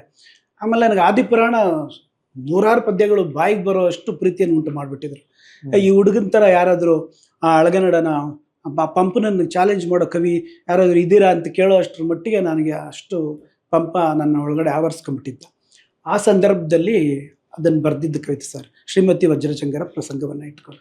ಶ್ರಾವಣಕ್ಕೆ ಸಂಬಂಧಪಟ್ಟಂಗೆ ಒಂದು ದೀರ್ಘವಾದ ಪದ್ಯ ಇದೆಯಲ್ಲ, ಈ ಶ್ರಾವಣಕ್ಕೂ ಬೇಂದ್ರೆಯವರ ಶ್ರಾವಣಕ್ಕೂ ಏನು ವ್ಯತ್ಯಾಸ? ಆ ಕವಿತೆ ಬರೆಯುವಾಗ ನಾನು ಬಹುಶಃ ಓದಿದ್ದೆ, ಬೇಂದ್ರೆಯವರ ಶ್ರಾವಣ ಓದಿದ್ದೆ. ನಾನು ಇಲ್ಲಿ ಒಂದು ಋತುಗಳ ಒಂದು ಚಲನೆಯನ್ನ ಇಟ್ಕೊಂಡು ಈ ಕವಿತೆಯನ್ನ ಬರೆದಿದ್ದೀನಿ. ಆ ಥರದ ಪದ್ಯನೂ ಇದೆ ಇದರಲ್ಲಿ? ಇದೆ ಸರ್. ಶ್ರಾವಣ ಋತುಗಾನ ಅಂತ ಪದ್ಯ, ಋತುಪರ್ವ ಅಂತ ಋತುಗಾನ ಅಂತ ಇದೆ. ಸೊ ಋತುಗಳನ್ನ ಇಟ್ಕೊಂಡು ಹೌದು ಸರ್ ಬರೆಯುವ ಪ್ರಯತ್ನ ಮಾಡಿದ್ರು. ಸೊ ನೀವು ಈ ಕವಿತೆಗಳಲ್ಲಿ ನಿಮ್ಮ ಬಾಲ್ಯದ ಅನುಭವಗಳನ್ನ ಮತ್ತು ಹರೆಯದ ಅನುಭವಗಳನ್ನ ಹೆಚ್ಚು ಮಾಡಲಾರ್ದೆ ಬಾಲ್ಯದ ಅನುಭವಗಳು ಹೆಚ್ಚು ಕೇಂದ್ರೀಕರಿಸಿದ್ದು ಅಂತ ಹೇಳ್ಬೋದಾ? ಬಾಲ್ಯದ ಅನುಭವಗಳು ಕಡಿಮೆನೇ ಇದೆ ಸರ್. ಅದು ಬಾಲ್ಯದ ಅನುಭವಗಳಲ್ಲಿ ನನ್ನ ಜೊತೆ ಒಡನಾಡಿದ ನನ್ನ ಅಕ್ಕ, ನನ್ನ ತಾಯಿ, ಆ ಥರದ್ದಿದೆ. ಅದು ನನ್ನ ಸ್ವಂತ ಅನುಭವಗಳನ್ನು ಎಲ್ಲೂ ಕೂಡ ನಾನು ಹೇಳಿದ್ನಲ್ಲ, ನನ್ನ ಪ್ರಬಂಧಗಳಲ್ಲಿ ಬಿಟ್ಟುಕೊಟ್ಟ ಹಾಗೆ ನನ್ನ ಬಾಲ್ಯದಲ್ಲಿ ಅನುಭವಿಸಿದ ಸಮುದಾಯ ಪ್ರಜ್ಞೆ ಅನ್ನೋದು ನಿಮ್ಮ ಕವಿತೆಯನ್ನ ರೂಪಿಸ್ತಾ ಇತ್ತು ಅಂತ ಅನ್ಸುತ್ತಾ? ರೂಪಿಸಿದೆ ಸರ್. ನನ್ನ ಅನೇಕ ಕವಿತೆಗಳಲ್ಲಿ ಆ ಭಾವನೆ ಇದೆ. ಆದರೆ ನಾನು ನನ್ನ ಪ್ರಬಂಧಗಳಲ್ಲಿ ಅದನ್ನು ತುಂಬ ಓಪನ್ ಆಗಿ ಹೇಳಿದಷ್ಟು ಕವಿತೆಯಲ್ಲಿ ಹೇಳಲಿಲ್ಲ ನಾನು. ಸೊ ನಿಮ್ಮ ಎರಡನೇ ಸಂಕಲನಕ್ಕೆ ಬರೋದಾದ್ರೆ ಚಿಟ್ಟೆ ಮತ್ತು ಜೀವಯಾನ ಅಂತ, ಇದು ಇನ್ನೊಂದು ಮಜಲನ್ನ ತಂದ ಸಂಕಲನ. ನಾನು ಸುಮ್ಮನೆ ಕುತೂಹಲಕ್ಕೆ ಕೇಳ್ತೀನಿ, ಈ ಮೊದಲನೇ ಸಂಕಲನದ ಬಗ್ಗೆ ಒಂದು ಕೊನೆಯ ಪ್ರಶ್ನೆ ಅಂತ ಅನ್ಕೊಂಡ್ರೆ, ಸಾಮಾನ್ಯವಾಗಿ ಮೊದಲನೇ ಸಂಕಲನಕ್ಕೆ ಯಾರ್ದಾದ್ರೂ ಮುನ್ನುಡಿ ಎಲ್ಲ ಬರೆಸ್ತಾರೆ, ಇದಕ್ಕೆ ಯಾಕೆ ಬರೆಸಲಿಲ್ಲ? ನಾನು ಮುನ್ನುಡಿಗೆ HS ವೆಂಕಟೇಶ್ ಮೂರ್ತಿ ಅವರ ಕಡೆ ಕೊಟ್ಟಿದ್ದೆ ಸರ್ ಈ ಪುಸ್ತಕನ. ಅದು ಆ ಸಂದರ್ಭದಲ್ಲಿ ಅವರ ಶ್ರೀಮತಿಯವರು ತೀರೋಗಿರೋದು ನನಗೆ ಗೊತ್ತಿರಲಿಲ್ಲ. ನನಗೆ ಯಾವಾಗ ಇನ್ನೂ ಹೊಸದು ಕಾವ್ಯ ಪ್ರಪಂಚ ಎಲ್ಲ. Doctor H N Muralidhar sir ಅವರು ಅವ್ರನ್ನೂ ನನ್ನ ಜೊತೆ ಕರ್ಕೊಂಡೋಗಿ ನನ್ನ ವಿದ್ಯಾರ್ಥಿ ಕವಿತೆ ಚೆನ್ನಾಗಿ ಬರೆದಿದ್ದಾನೆ, ಒಂದು ಮುನ್ನುಡಿ ಬರ್ಕೊಡಿ ಆಯಿತು ಅಂತ ತಗೊಂಡ್ರು. 6 ತಿಂಗಳಾಯಿತು, ಹತ್ತತ್ರ 1 ವರ್ಷ ಆದರೂ ನನಗೆ ಮುನ್ನುಡಿ ಬಂದಿಲ್ಲ. ಆಮೇಲೆ ಒಂದು ಸಾರಿ ನನಗೆ ಅವರು ಪೋಸ್ಟಲ್ಲಿ ಅದನ್ನು ಕಳಿಸಿದ ನನ್ನ ಆ ಬೆನ್ನುಡಿ ಇದೆ ನೋಡಿ ಸರ್, ಕಡಲಿಗೆ ಕಳಿಸಿದ ದೀಪ, ಅದನ್ನೇ ಮುನ್ನುಡಿ ಅಂತ ಕೊಟ್ಟರು ಎಚ್ ಎಸ್ ವೆಂಕಟೇಶ್ ಮೂರ್ತಿ ಅವರು. ಆಮೇಲೆ ಇದನ್ನ ಹೇಗಪ್ಪ ಮುನ್ನುಡಿ ಅಂದರೆ ಬಳಸ್ಕೊಳ್ಳೋದು ಅಂತೇಳಿ ನಾನು ಅದನ್ನು ಬೆನ್ನುಡಿಯಾಗಿ ಬಳಸ್ಕೊಂಡೆ. ಆಮೇಲೆ ಎಚ್ ಎಸ್ ವಿ ಅವರು ನನ್ನ 4ನೇ ಸಂಕಲನಕ್ಕೆ, ನೀನು 1ನೇ ಸಂಕಲನಕ್ಕೆ ಮುನ್ನುಡಿ ಕೇಳಿದ್ದೆ, ನನಗೆ ಬರೆಯೋಕ್ಕಾಗಿಲ್ಲ, ನಾನೇ ಅದಕ್ಕೆ ಅವರೇ ಮುನ್ನುಡಿ ಬರೆದಿದ್ದಾರೆ. ನನಗೆ ತುಂಬ ಬೇಸರ ಆಯಿತು, ಎಲ್ಲಪ್ಪ ನಾನೇ ಬರ್ಕೊಡ್ತೀನಿ, ನೀನು ಯಾರಿಗೂ ಹೇಳ್ಬೇಡ ಅಂತೇಳಿ ಅವರೇ ಕರೆದ್ಬಿಟ್ಟು ನನಗೆ ಅದ್ರ ಮುನ್ನುಡಿ ಬರ್ಕೊಟ್ರು. ಹಾಗಾಗಿ ಅದಕ್ಕೆ ಪ್ರಹ್ಲಾದ್ ಅವರೇ ಒಂದು ಮುನ್ನುಡಿಯ ರೂಪದ ಒಂದು 4 ಮಾತು ಬರೆದಿದ್ದಾರೆ.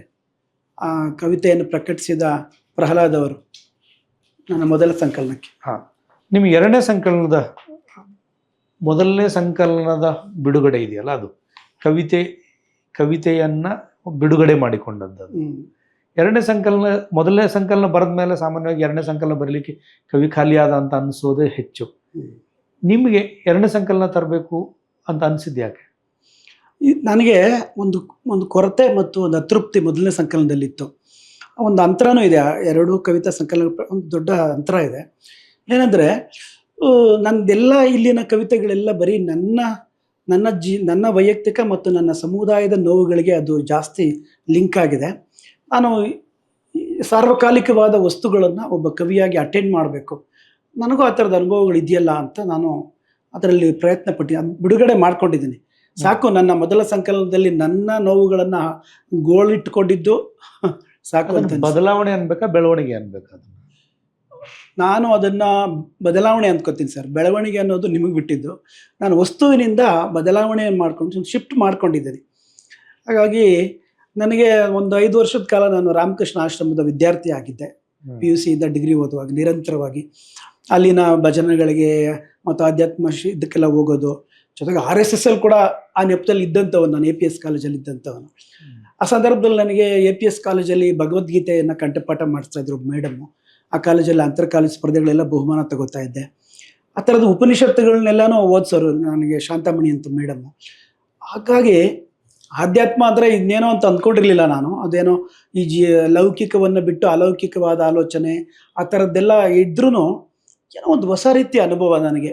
ಆ ಏಕಾಂತ, ಧ್ಯಾನ, ಇದರ ಪರಿವೇಶದಲ್ಲಿ ಕೆಲವು ಕವಿತೆಗಳು ಉಟ್ಕೊಂಡು, ಆಮೇಲೆ ಅದು ಚಿಟ್ಟೆ ಮತ್ತು ಜೀವಯಾನ. ಯಾಕೆಂದರೆ ಅದು ಚಿಟ್ಟೆಯ ಕೋಶಾವಸ್ಥೆಯಲ್ಲಿದ್ದ ಚಿಟ್ಟೆ ನಿಧಾನವಾಗಿ ತನ್ನ ಪೊರೆಯನ್ನು ಕಳಚಿಕೊಂಡು ಹೊಸ ಬೆಳವಣಿಗೆಯ ಹಂತಗಳನ್ನು ದಾಟುವ ಹಾಗೆ ನಾನು ಪ್ರಜ್ಞಾಪೂರ್ವಕವಾಗಿ ನಾನು ವಸ್ತುವಿನ ದೃಷ್ಟಿಯಿಂದ, ಅಭಿವ್ಯಕ್ತಿಯ ದೃಷ್ಟಿಯಿಂದ, ಭಾಷೆಯ ದೃಷ್ಟಿಯಿಂದ, ರೂಪಕ ಮತ್ತು ಪ್ರತಿಮೆಗಳ ದೃಷ್ಟಿಯಿಂದನೂ ಒಬ್ಬ ಸಾಹಿತ್ಯದ ವಿದ್ಯಾರ್ಥಿಯಕ್ಕಾಗಿ ಕಾವ್ಯವನ್ನು ನಾನು ಬೇರೆ ದಿಕ್ಕಿಗೆ ಕರ್ಕೊಂಡು ಹೋಗಬೇಕು ಅನ್ನುವ ಪ್ರಜ್ಞೆ ನನಗೆ ದಟ್ಟವಾಗಿ ಇದ್ದಿದ್ದರಿಂದ ಆ ಪ್ರಯತ್ನಗಳು ನನ್ನ ಈ ಚಿಟ್ಟೆ ಮತ್ತು ಜೀವಯಾನ ಸಂಕಲನದಲ್ಲಿ ನಿಚ್ಚಳವಾಗಿ ಕಾಣೋದನ್ನು ನೀವು ಗಮನಿಸ್ತೀರಿ ಸರ್.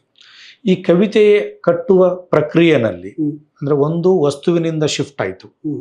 1ನೇ ಸಂಕಲನದಲ್ಲಿ ಇದ್ದ ವಸ್ತುಗಿಂತ ಬದಲಾವಣೆ ಭಿನ್ನ. ವಸ್ತು ಮಾತ್ರ ಅಲ್ಲ, ಅದರ ರಚನೆ ತಂತ್ರದಲ್ಲಿ ಏನು ವ್ಯತ್ಯಾಸ ಆಯಿತು?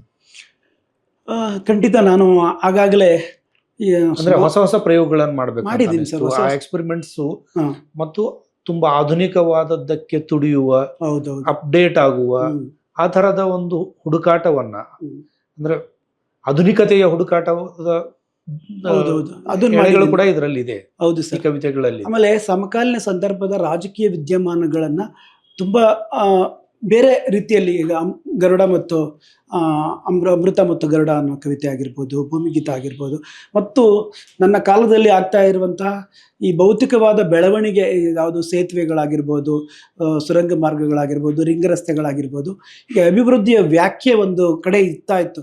ಕವಿಯಾಗಿ ನಾನು ಅದನ್ನು ಹೇಗೆ ನೋಡುವುದು ಅನ್ನುವುದಕ್ಕೆ ನನ್ನ ಆ ಥರದ ಹೊಸ ಪ್ರಯೋಗಗಳನ್ನು ನಾನು ಮಾಡಿದ್ದೇನೆ. ಟ್ರಾಫಿಕ್ಕಿನಲ್ಲಿ ಸಿಕ್ಕಿ ಹಾಕಿಕೊಂಡ ಚಿಟ್ಟೆಯ ಒಂದು ನರಳ್ತಾ ಇರೋ ಥರದ ರೂಪಕಗಳಿರ್ಬೋದು, ಅಥವಾ ಅಮೃತಕ್ಕೆ ಹಾರುವ ಗರುಡ ಇರ್ಬೋದು, ಈ ಥರದ್ದು ಬೇರೆ ರೂಪಕಗಳನ್ನು ಇಟ್ಕೊಂಡು ಸಮಕಾಲೀನ ಸಂದರ್ಭಗಳಿಗೆ ನಾನು ಪ್ರತಿಕ್ರಿಯಿಸುವ ಕೆಲಸವನ್ನು, ಕವಿತೆಗಳ ಶೀರ್ಷಿಕೆ ನೋಡಿದ್ರೆ ನಿಮಗೆ ಗೊತ್ತಾಗುತ್ತೆ. ಆತ್ಮಸಂಚಾರಿಯ ಟ್ರಾಫಿಕ್ ಸಿಗ್ನಲ್, ಶಕುಂತಲಾ ಭಾಷೆಯನ್ನು, ಆ ಭಾಷೆಯ ಕವಿತೆಗಳ ಭಾಷೆಯನ್ನು ಗಮನಿಸಿದ್ರೆ ನಾನು ನನಗೆ ತುಂಬ ಪ್ರಭಾವಿಸಿರೋ ಕವಿಗಳು ಬೇಂದ್ರೆ, ಕುವೆಂಪು, ಪುತಿನ, ಅಡಿಗ. ಆದರೆ ನಾನು ಈ ಪ್ರಭಾವದಿಂದ ಬಿಡಿಸಿಕೊಂಡು ನನ್ನದೇ ಆದ ಹೊಸ ರೂಪಕಗಳನ್ನು ಕಟ್ಕೋಬೇಕು. ಯಾವುದೇ ಕಾರಣಕ್ಕೂ ಬೇಂದ್ರೆ ನೆನಪಾಗಬಾರ್ದು, ನೆನಪಾಗಬೇಕು. ಆದರೆ ಅದು ಆ ರೂಪಕ. ನಾನು ಭೂಮಿಗೀತದ ಬಗ್ಗೆ ಅಡಿಗರು ಬರೆದಿದ್ದಾರೆ, ನಾನು ಬರೆದಿದ್ದೀನಿ. ಶ್ರಾವಣದ ಬಗ್ಗೆ ಅಡಿಗರು ಬೇಂದ್ರೆ ಬರೆದಿದ್ದಾರೆ, ನಾನು ಬರೆದಿದ್ದೀನಿ. ಹೆಸರು ಮಾತ್ರ. ಆದರೆ ಯಾವುದೇ ಕಾರಣಕ್ಕೂ ಆ ರೂಪಕಗಳನ್ನು ನಾನು ಬಳಸಬಾರ್ದು. ಅದನ್ನು ಮುರಿದು ಕಟ್ಟುವ ಒಂದು ಹೊಸ ರೂಪಕ ನನ್ನದೇ ಆಗಿರಬೇಕು ಅನ್ನೋದನ್ನು ನಾನು ಈ ಸಂಕಲನದಲ್ಲಿ ಮಾಡಿದ್ದೀನಿ ಸರ್. ಇದು ಸ್ಟ್ರಕ್ಚರ್, ಭಾಷೆ ಕೂಡ ಇವಾಲ್ವ್ ಆಯ್ತಲ್ವಾ? ಹೌದು ಸರ್. ನೀವು ಮೊದಲ ಸಂಕಲನದ ಭಾಷೆಯನ್ನು ಮತ್ತು ಇವೆರಡನ್ನ ಕಂಪೇರ್ ಮಾಡಿ ನೋಡಿದ್ರೆ, ನಾನು ತುಂಬ ಪ್ರಯತ್ನಪೂರ್ವಕವಾಗಿ ಭಾಷೆಯನ್ನು, ನಾನು ಆ ವಸ್ತುವಿಗೆ ಬೇಕಾದಂಥ ಭಾಷೆಯನ್ನು ಬಳಸಬೇಕು. ಅದು ಅಮೃತ ಮತ್ತು ಗರುಡ ಆಗಿರ್ಬೋದು, ಅಥವಾ ಚಿಟ್ಟೆಯದ್ದು ಇರ್ಬೋದು, ಆತ್ಮಸಂಚಾರಿ ಟ್ರಾಫಿಕ್ ಸಿಗ್ನಲ್ಗಳಿರ್ಬೋದು. ಇಲ್ಲೆಲ್ಲನೂ ಬಹಳ ಮುಖ್ಯವಾಗಿ ಕನ್ನಡ ಕಾವ್ಯ ಪರಂಪರೆಯಲ್ಲಿ ನಮ್ಮ ಹಿರಿಯ ಕವಿಗಳು ಬಳಸಿರುವ ಭಾಷೆಯನ್ನು ನೆನಪಿಸುವ ಹಾಗೆ ನಾನು ಪ್ರಜ್ಞಾಪೂರ್ವಕವಾಗಿ ಕಟ್ಕೊಂಡಿದ್ದೀನಿ ಸರ್. ಇದು ನವಿಲಿಗೆ ಬಣ್ಣ ಬಣ್ಣದ ನವಿಲು. ಅದು ನವಿಲು ಅಂದ್ರೆ ಬಣ್ಣಗಳ ರೂಪಕ. ಹೌದು. ಬಣ್ಣಗಳನ್ನ ಅಷ್ಟು ಚೆಂದಾಗಿ ಚಿತ್ರವತ್ತಾಗಿ ಇನ್ನೊಂದು ಯಾವ ಅದರಲ್ಲೂ ಹೇಳಿಸೋದು. ಅದಕ್ಕೆ ಯಾಕೆ ಕತ್ಲು ಕನಸು ಬೀಳ್ತದೆ? ಕವಿನೂ ನವಿಲೆ. ನಾನು ಅಂದ್ಕೊಂಡು ನಾನು ಕೂಡ ಒಂದು ನವಿಲೆ. ನವಿಲಿನ ರಾಚನಿಕವಾದ ಭೌತಿಕವಾದ ಬಣ್ಣಗಳು ನನಗೆ ಇಲ್ಲದೇ ಇರ್ಬೋದು, ಆದರೆ ನಾನು ಒಂದು ನವಿಲೆ. ಆ ನವಿಲಿಗೆ ಬಿದ್ದ ಕತ್ತಲ ಕನಸು, ಅದು ಹೊರರೂಪಿಯಾಗಿ ಬಣ್ಣದ ನವಿಲು, ಆದರೆ ಅದಕ್ಕೆ ಕತ್ತಲ ಕನಸಿರ್ಬೋದಲ್ಲ, ಅದಕ್ಕೂ ಬ್ಲ್ಯಾಕ್ ಆ್ಯಂಡ್ ವೈಟ್ ಕನಸುಗಳಿರ್ಬೋದು. ನವಿಲು ಕೂಡ ತನ್ನ ಅಸ್ತಿತ್ವವನ್ನು ಉಳಿಸಿಕೊಳ್ಳೋದಕ್ಕೆ ನಿರಂತರವಾಗಿ ಹೋರಾಟ ಮಾಡ್ತಾ ಇರುತ್ತೆ. ಹಾಗೆ ಒಬ್ಬ ಕವಿಯಾಗಿ, ಒಬ್ಬ ಸಾಹಿತಿಯಾಗಿ ಕೂಡ ತನ್ನ ಅಸ್ತಿತ್ವದ ಹುಡುಕಾಟದ ಸಂದರ್ಭದಲ್ಲಿ ಮತ್ತೆ ಮತ್ತೆ ಅವನು ಈ ಕಲರ್ಫುಲ್ ಜಗತ್ತಿನಿಂದ ಮತ್ತೆ ಕಪ್ಪು ಬಿಳುಪಿನ ಜಗತ್ತಿಗೆ ಹೋಗಬೇಕಾಗತ್ತೆ. ಆ ಥರದ ಒಂದು ರೂಪಕಾತ್ಮಕವಾಗಿ ಇಟ್ಕೊಂಡಿದ್ದೀನಿ. ಮತ್ತೆ ಇಲ್ಲಿ ನಾನು ಮೊದಲನೇ ಸಂಕಲನದಿಂದ ಮೂರನೇ ಸಂಕಲನಕ್ಕೆ ಬರೋ ಅಷ್ಟರಲ್ಲಿ ಸ್ವಲ್ಪ ಇನ್ಕಂಪ್ಲೀಟ್ ಆಗಿದ್ದಂಥ ಅನುಭವಗಳನ್ನು ಮತ್ತೆ ಇಲ್ಲಿ ಕಲಾತ್ಮಕವಾಗಿ ಹೇಳುವ ಪ್ರಯತ್ನವನ್ನು ಈ ಸಂಕಲನದಲ್ಲಿ ಮಾಡುವ ಕೆಲಸವನ್ನು ಮಾಡಿದ್ದೀನಿ ಸರ್. ಅಂದರೆ ನಿಮ್ಮ ಕಲಾತ್ಮಕತೆ, ಕಸುಬುಗಾರಿಕೆ ಇಂಪ್ರೂವೈಸ್ ಆಗ್ತಾ ಆಗ್ತಾ ಆಗ್ತಾ ಹೋಗ್ತದೆ ನಿಮ್ಮ ಕವಿತೆಯಿಂದ ಕವಿತೆಗೆ. ಹೌದು ಸರ್. ಅದೊಂದು ಪ್ರಜ್ಞಾಪೂರ್ವಕವಾದ ನಡಿಗೆಯ ಅಥವಾ ತಾನೇ ಸಂಭವಿಸ್ತದೆ? ಇಲ್ಲ, ನಾನು ಒಂದು ಕವಿತೆಯನ್ನು ಬರೀಬೇಕಾ, ವಸ್ತುವನ್ನು ನಾನು ಟೈಟ್ಲ್ ಇಟ್ಟಾಗಲೇ, ಮೊದಲು ಟೈಟ್ಲ್ ಇಡೋದಿಲ್ಲ, ಸಬ್ಜೆಕ್ಟ್ ಇರುತ್ತೆ. ನಾನು ಅದು ಒಂದು ಕವಿತೆ ಇಟ್ಟಾಗ ಇಡೀ ಕನ್ನಡ ಕಾವ್ಯ ಪರಂಪರೆಯಲ್ಲಿ ಈ ವಸ್ತುವನ್ನು ಯಾವ ಹಿರಿಯ ಕವಿ ಅಟೆಂಡ್ ಮಾಡಿದ್ದಾರೆ, ಅದಕ್ಕಿಂತ ನಾನು ಭಿನ್ನವಾಗಿ ಹೇಗೆ ನನ್ನ ಭಾಷೆಯನ್ನು, ನನ್ನ ರೂಪಕವನ್ನು ಬದಲಾಯಿಸ್ಕೊಳ್ಬೇಕು ಅನ್ನುವ ಒಂದು ಪ್ರಜ್ಞಾಪೂರ್ವಕ ಒಂದು ಯೋಚನೆ ಮಾಡ್ತೀನಿ ಸರ್. ಬರೆದ ನಂತರವೂ ಮತ್ತೆ ಮತ್ತೆ ನಾನು ಅದನ್ನು ಸರಿಪಡಿಸುವ ಕಸುಬುಗಾರಿಕೆ ಅಂತಾರಲ್ಲ, ಅದು ಸರಿಪಡಿಸುವ ಕೆಲಸವನ್ನು ಕೂಡ ಮಾಡ್ತೀನಿ. ಇದು ಥೀಸಸ್ ಮಾಡೋದಕ್ಕೂ, ಅಂದರೆ ಒಂದು ಕವಿತೆಯನ್ನು, ಒಂದು ವಸ್ತುವನ್ನು ಬೇರೆ ಬೇರೆ ಕವಿಗಳು ಹೇಗೆ ಹೇಗೆ ನೋಡಿದ್ದಾರೆ ಅಂತ ಅನ್ನೋದು ಒಂದು ಥೀಸಸ್ ಅನ್ನ ರೂಪಿಸುವುದಕ್ಕೂ, ಒಂದು ಕವಿತೆ, ಭಿನ್ನವಾದ ಕವಿತೆಯನ್ನು ಕಟ್ಟುವುದಕ್ಕೂ ಏನು ಡಿಫ್ರೆನ್ಸ್? ಅದು ಥೀಸಿಸ್ ಅನ್ನೋದಿಲ್ಲ. ನಾನು ರಾಚನಿಕವಾಗಿ ಏನಿಲ್ಲ ಸರ್. ಒಂದು ಚಿತ್ರಣ ಮಾಡಬೇಕಾದ್ರೆ ಅಮ್ಮ ಮಾಡಿರೋ ಚಿತ್ರಣಕ್ಕಿಂತ ನಾನು ಇನ್ನೂ ಸ್ವಲ್ಪ ಚೆನ್ನಾಗಿ ಮಾಡಬೇಕು ಅನ್ನೋ ಕಾಳಜಿ ಮಗಳಿಗಿರುವ ಹಾಗೇನೆ, ಅದೇ ಚಿತ್ರನ ನಾನು ಇನ್ನೂ ಚೆನ್ನಾಗಿ ಮಾಡಬೇಕು, ಬೇರೆ ಇಂಟಿಗ್ರೆಂಟ್ಸನ್ನು ಏನು ಸೇರಿಸ್ಬೇಕು ಅಂತ ಒಂದು ಒಳ್ಳೆ ಅಡುಗೆ ಮಾಡೋರು ಯೋಚನೆ ಮಾಡುವ ಹಾಗೆ, ಕವಿತೆ ಬರೆಯುವ ಸಂದರ್ಭದಲ್ಲಿಯೂ ಕೂಡ ನಾನು ಬೇರೆಲ್ಲ ಕನ್ನಡ ಕವಿಗಳಿಗಿಂತ ಈ ವಸ್ತುವನ್ನು ನಾನು ನನ್ನದೇ ಆದ ಡಿಫರೆಂಟ್ ಆದ ಭಾಷೆಯಲ್ಲಿ ಹೇಗೆ ಮರುರೂಪಿಸುವ ಕೆಲಸವನ್ನು ಮಾಡ್ಬೋದು ಅನ್ನೋ ಪ್ರಜ್ಞೆ ಇದ್ದಾಗ ಮಾತ್ರ ಸಿಕ್ಕಿದ್ದೆಲ್ಲ ಬರೆಯೋ ಅಥವಾ ಅಟೆಂಡ್ ಮಾಡುವ ಹುಮೇದು ಇರೋದಿಲ್ಲ ಅಂತ ನಾನು ಅಂದ್ಕೊಂಡಿದ್ದೀನಿ. ಆ ಕಾರಣಕ್ಕೋಸ್ಕರ ನಾನು ಆ ಕೆಲಸ ಮಾಡ್ತೀನಿ ಸರ್. ಈಗ ನೀವು ಸಖಿ ಗೀತ ಬರೆದಿದ್ದೀರಿ, ಸಮುದ್ರ ಗೀತ ಬರೆದಿದ್ದೀರಿ. ಈ ಥರದ ಕವಿತೆಗಳು ಅಂದರೆ ಅವುಗಳ ಹುಡುಕಾಟ ಏನಾಗಿರ್ತದೆ? ಅದು ಆ್ಯಕ್ಚುಲಿ ಕನ್ನಡ ಕಾವ್ಯ ಪರಂಪರೆಯನ್ನು ನೆನಪಿಸುತ್ತೆ, ಆದರೆ ಆ ಎಲ್ಲದರ ಹಿನ್ನೆಲೆಯಲ್ಲಿ ನನ್ನ ಸಮಕಾಲೀನ ಸಂದರ್ಭಗಳನ್ನು ಅದಕ್ಕೆ ಲಿಂಕ್ ಮಾಡ್ಕೊಂಡು ಬರೆದಿರ್ತೀನಿ.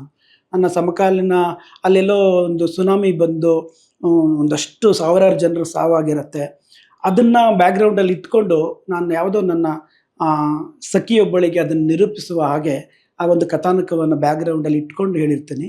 ಆದರೆ ಆ ಸಖಿಗೀತಕ್ಕೂ ಬೇಂದ್ರೆಯವರ ಸಖಿಗೀತಕ್ಕೂ ಸಂಬಂಧನೇ ಇರೋದಿಲ್ಲ. ಬಟ್ ತಂತ್ರ ಮಾತ್ರ ಅದು ಬಳಸ್ತೀನಿ, ತಂತ್ರ ಮಾತ್ರ ಬಳಸಿರ್ತೀನಿ. ಸೊ ತಂತ್ರವನ್ನ ಹೀಗೆ ಬೇರೆ ಕಡೆಯಿಂದ ಆಮದು ಕೂಡ ಮಾಡ್ಕೋಬಹುದು, ಆದ್ರೆ ಮುರಿದು ಕಟ್ಟಬೇಕಷ್ಟೇ. ಮುರಿದು ಕಟ್ತೀನಿ ಸರ್ ನಾನು.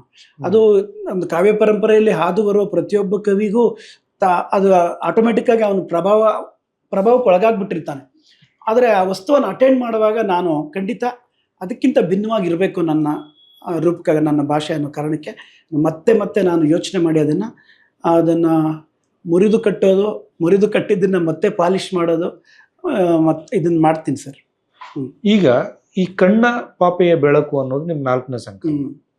ಇದು ಏನನ್ನು ಹೇಳ್ತದೆ actually? ನನಗೆ ಒಂದಷ್ಟು ಆ ಕಾಲಕ್ಕೆ ಈ 4ನೇ ಸಂಕಲನ ಬರೋ ಅಷ್ಟರಲ್ಲಿ ನಾನು ಒಂದಷ್ಟು ಬುದ್ಧನ ಬಗ್ಗೆ ಒಂದಿಷ್ಟು ಗಂಭೀರವಾಗಿ ಅಧ್ಯಯನ ಮಾಡಿದ್ದುಂಟು. ತುಂಬ ಜನ ಬುದ್ಧನ ಬಗ್ಗೆ ಕವಿತೆ ಬರ್ಕೊಡು ಅಂತ ಕೇಳೋರು ನನಗೆ ಬರೆಯೋಕೆ ಆಗ್ತಾ ಇರಲಿಲ್ಲ. ಕವಿತೆ ಬರೆಯೋದಕ್ಕೋಸ್ಕರ ನಾನು ಬುದ್ಧನನ್ನು ಓದ್ಕೊಳ್ಳೋದು ಸರಿ ಇರಲಿಲ್ಲ. ನಾನು ನಿರಂತರವಾಗಿ ಒಂದಷ್ಟು ಬುದ್ಧನಿಗೆ ಸಂಬಂಧಪಟ್ಟ ಅವರ ಫಿಲಾಸಫಿಯನ್ನು ಓದ್ಕೊಂಡು ಅದನ್ನ ಸರಳವಾಗಿ, ಬುದ್ಧನ ಫಿಲಾಸಫಿಯನ್ನು ಸರಳವಾಗಿ ಹೇಳೋದು ಹೇಗೆ ಅಂತೆಲ್ಲ ಯೋಚನೆ ಮಾಡೋ ಸಂದರ್ಭದಲ್ಲಿ ನನ್ನ ಇದು ಬುದ್ಧನ ಕಣ್ಣ ಬೆಳಕು, ಕಣ್ಣ ಪಾಪೆಯ ಬೆಳಕು ಅಂತ ಯಾಕೆ ಬುದ್ಧನ ಕಣ್ಣ ಪಾಪೆಯ ಬೆಳಕು, ಆ ಸಂಕಲನದಲ್ಲಿ ಬುದ್ಧನ ಕೈ ಇದೆ, ಅದು ಸ್ವಲ್ಪ ಸರಿಯಾಗಿ ಕಾಣಿಸ್ತಾ ಇಲ್ಲ. ಹಾಗಾಗಿ ಈ ಸಂಕಲನದಲ್ಲಿ ಒಂದು 5-6 ಬುದ್ಧನ ಕುರಿತ ಕವಿತೆಗಳೇ ಇದೆ, ಒಂದು 5-6 ಕವಿತೆ ಇದೆ ಅದು. ಹಾಗಾಗಿ ಆ ಥರದ ಒಂದು ಹೊಸ ರೀತಿಯ ತಾತ್ವಿಕತೆಯನ್ನು ಬುದ್ಧನ ಕಣ್ಣಿನ ಮುಖಾಂತರ ಜೀವಕಾರುಣ್ಯವನ್ನು ಇಟ್ಕೊಂಡು ಬರೆಯುವಂಥ ಕವಿತೆಗಳನ್ನು ಇಲ್ಲಿ ಪ್ರಯತ್ನ ಪಟ್ಟಿದ್ದೀನಿ.